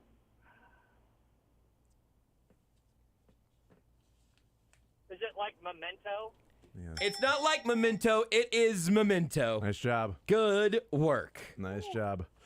All right. Let's go. What are your sports options? So we got stadiums, we got Major League Baseball, and we've got NBA draft. We've got a question, one question left of National NBA draft, and then we've got questions for KU, K-State, Mizzou in the NBA draft. So whatever your heart's desire. Let's do MIC. All right. One question left in the Missouri category with the NBA draft.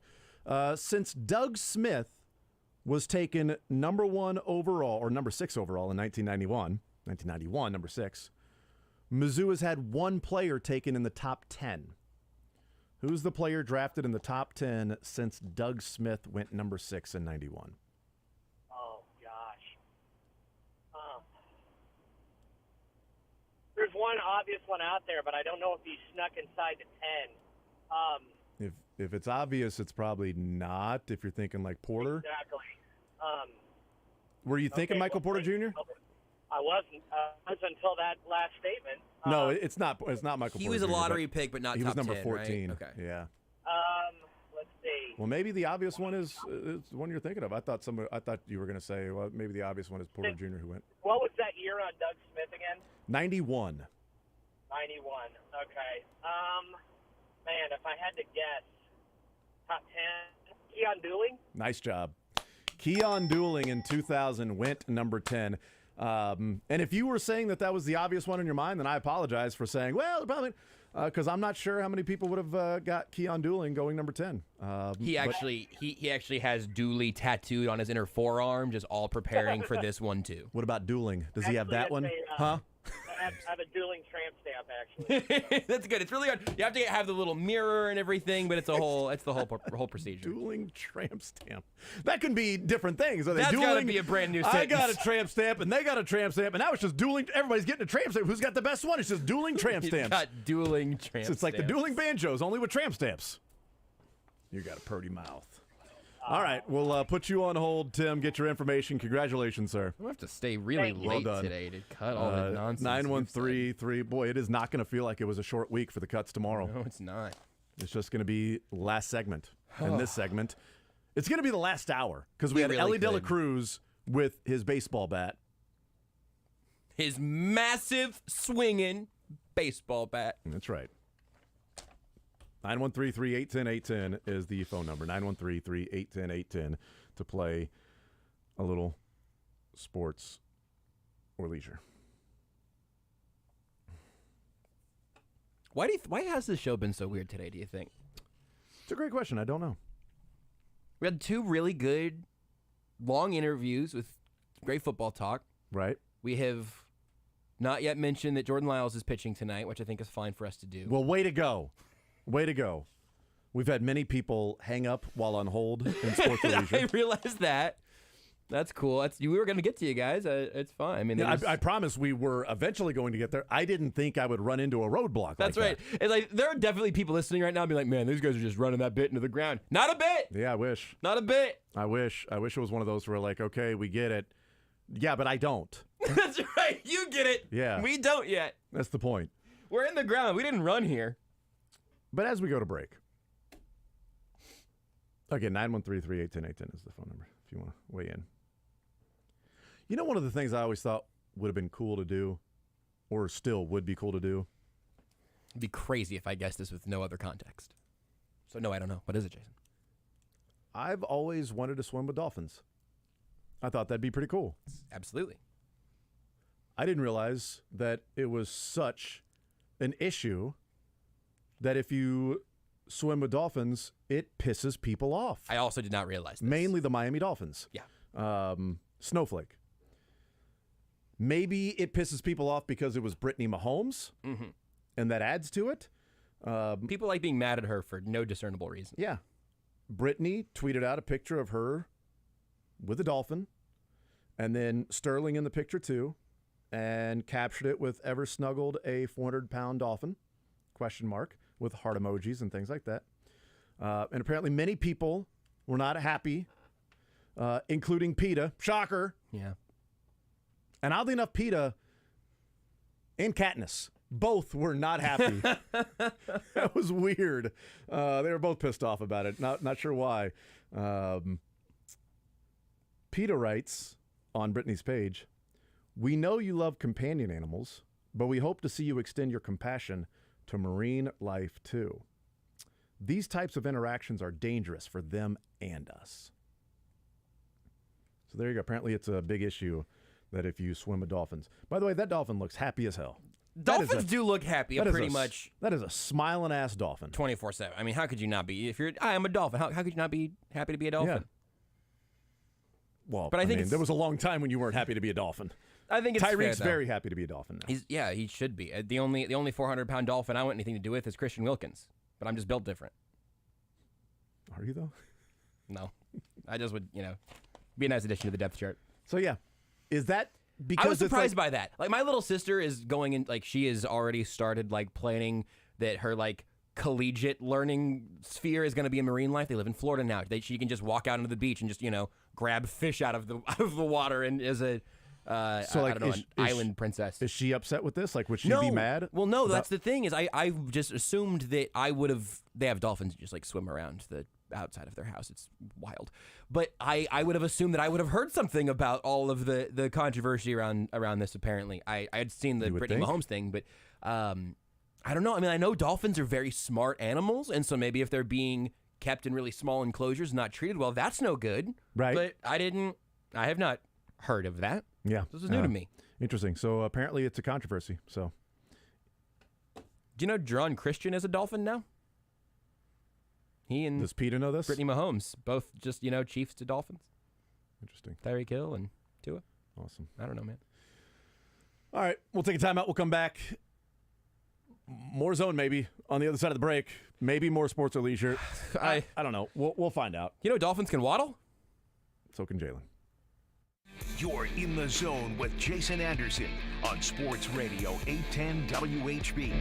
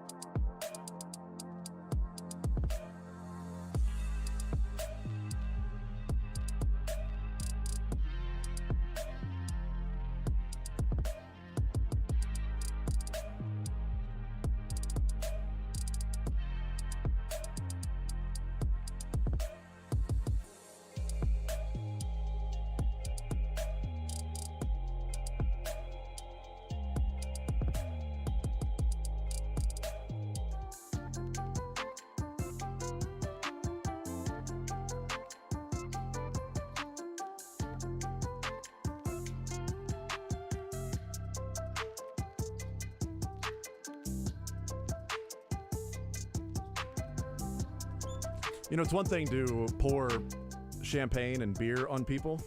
It's another thing to swim with a dolphin. Now you've pissed me off. Now I'm really weird, man. Now I'm really mad.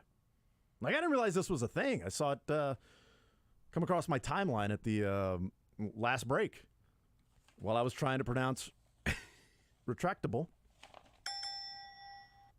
I don't know why I kept putting the ick. Retractic-able. Yeah, I don't know, because it's not like It's weird. It's not like retractic is a word. No, not at all. It's not. I mean, somebody can look at it. It may be. I shouldn't say it's not a word. I don't know.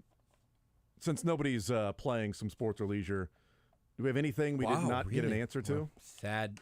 Yeah, we didn't get an answer to why you can't say retractable.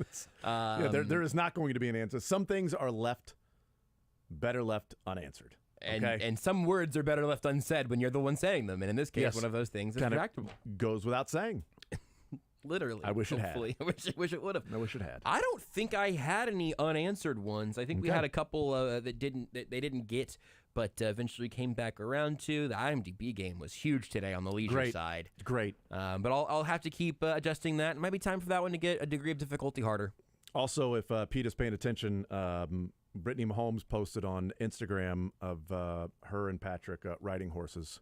So, I mean, I'm pretty shocked that you're not okay. You can't be okay with riding horses. I mean, you are mounting that animal as opposed to just swimming with a dolphin. Just wait till they see Johnny Cueto's Instagram. Oh, no. R.I.P. Popeye. Yep. Buster Olney. Speaking of Johnny Cueto and trades. Yeah. Buster Olney of Bring him home. ESPN did not say the Royals are going to trade for Johnny Cueto. Damn it. But he was asked who is going to be, which team will be the biggest buyers at the trade deadline. We've already seen this with the Texas Rangers, who went out and traded for Aroldis Chapman. They haven't been relevant in baseball for about a decade, and now they've had this great start with Bruce Bochy managing, Marcus Semien leading the team, Corey Seager having a great year, Adolis Garcia. I think that they will be as aggressive, if not more aggressive, than any other team because they want to reinforce what they've done to this point, and they do have some questions about depth in their starting rotation because of the injury to Jacob deGrom. What the Rangers have done in the last 2 years has been remarkable, amazing, unexpected, eye-opening, because they've spent hundreds and hundreds of millions of dollars on payroll. And they're going to be, according to Buster Olney, the biggest buyers at the trade deadline. They've already got Aroldis Chapman from the Royals. I mean, in the last 2 years, the Rangers' payroll this year of players they've signed in the last 2 years, this isn't the total amount of a contract. This isn't the, Seager's $350 million contract. This is free agents they signed last year and this year. What their payroll is right now with those players only is $124 million. Wow. This year alone. Wow. Seager's making $35.5. Jacob deGrom's making $30. Marcus Semien's making $26. Eovaldi's making $17. Gray's making $15. Is that what happens when you get a new ballpark? Maybe. It could, yeah. I mean. Or it's what happens when you have Dayton Moore. Hello. They didn't have a winning season since 2016 until this year. Who arrived? And they went and spent a lot of money. Yeah. Hundreds and hundreds of millions of dollars. $175 for Marcus Semien, $350 for Seager. DeGrom was $200 million. I mean, they've spent like $700 million in the last 2 years in free agency of what the life of those contracts are going to be. Now, it would be foolish to say, well, yeah, but they've got Texas Live as part of their ballpark district when they built Globe Life. When they built the new stadium, they opened up the Texas, which opened up a year or two before they opened up the new stadium. So that was opened up already with their old stadium. So that's been open since like 2018, I think. So this is now 5 years in for their ballpark district that they are in a partnership with Cordish and a partnership with Lowe's, I believe. Well, the Braves are in a partnership with Lowe's, the hotel. I'm not sure what the Rangers are. But people can look at excuses and things like that about the economics of baseball. But if you're looking at just TV deals, like the regional TV, the Rangers make $66 million more per year than the Royals do on their RSN. God, just on that. Just on that alone. The Rangers Regional Sports Network pays them $66 million more than what the Royals Is that a Bally's right now, or do they have a different? Okay. It's Texas Southwest or something like that. Pays them $111 million per year. The Royals get 45. Royals get 45, they get 111. So, yeah, it's like, well, why don't you just go out and sign somebody? Well, cool. You can sign Marcus Semien, Jacob deGrom, and Nathan Eovaldi for the money that's extra going to the Rangers over the Royals in just the TV deal alone. That's a pretty big difference. And the Braves, which what they have done with all their young players, like the Braves, their TV deal and the Battery. So the Battery's been open for a number of years. That's their district. Their district. The Braves in 2022, in just TV revenue and the Battery, was $68 million more than the Royals. Now see how this lines up. Matt Olson, Ronald Acuna, Austin Riley, Michael Harris, Spencer Strider, and Sean Murphy. Those 6 players that they signed the last 2 years to their contracts are like, wow, they're just spending money. Their payroll this year, their salary this year, those 6 players come to $63 million. Wow. Braves and TV deal in the Battery made 68 more than the Royals did last year. Just something to keep in mind when it's, well, the Royals just need to go spend money and spend money and spend money and spend money. Yeah, it'd be awesome if they did, but not acknowledging that their $40 million is much less than $110. Sports Radio 810 WHB.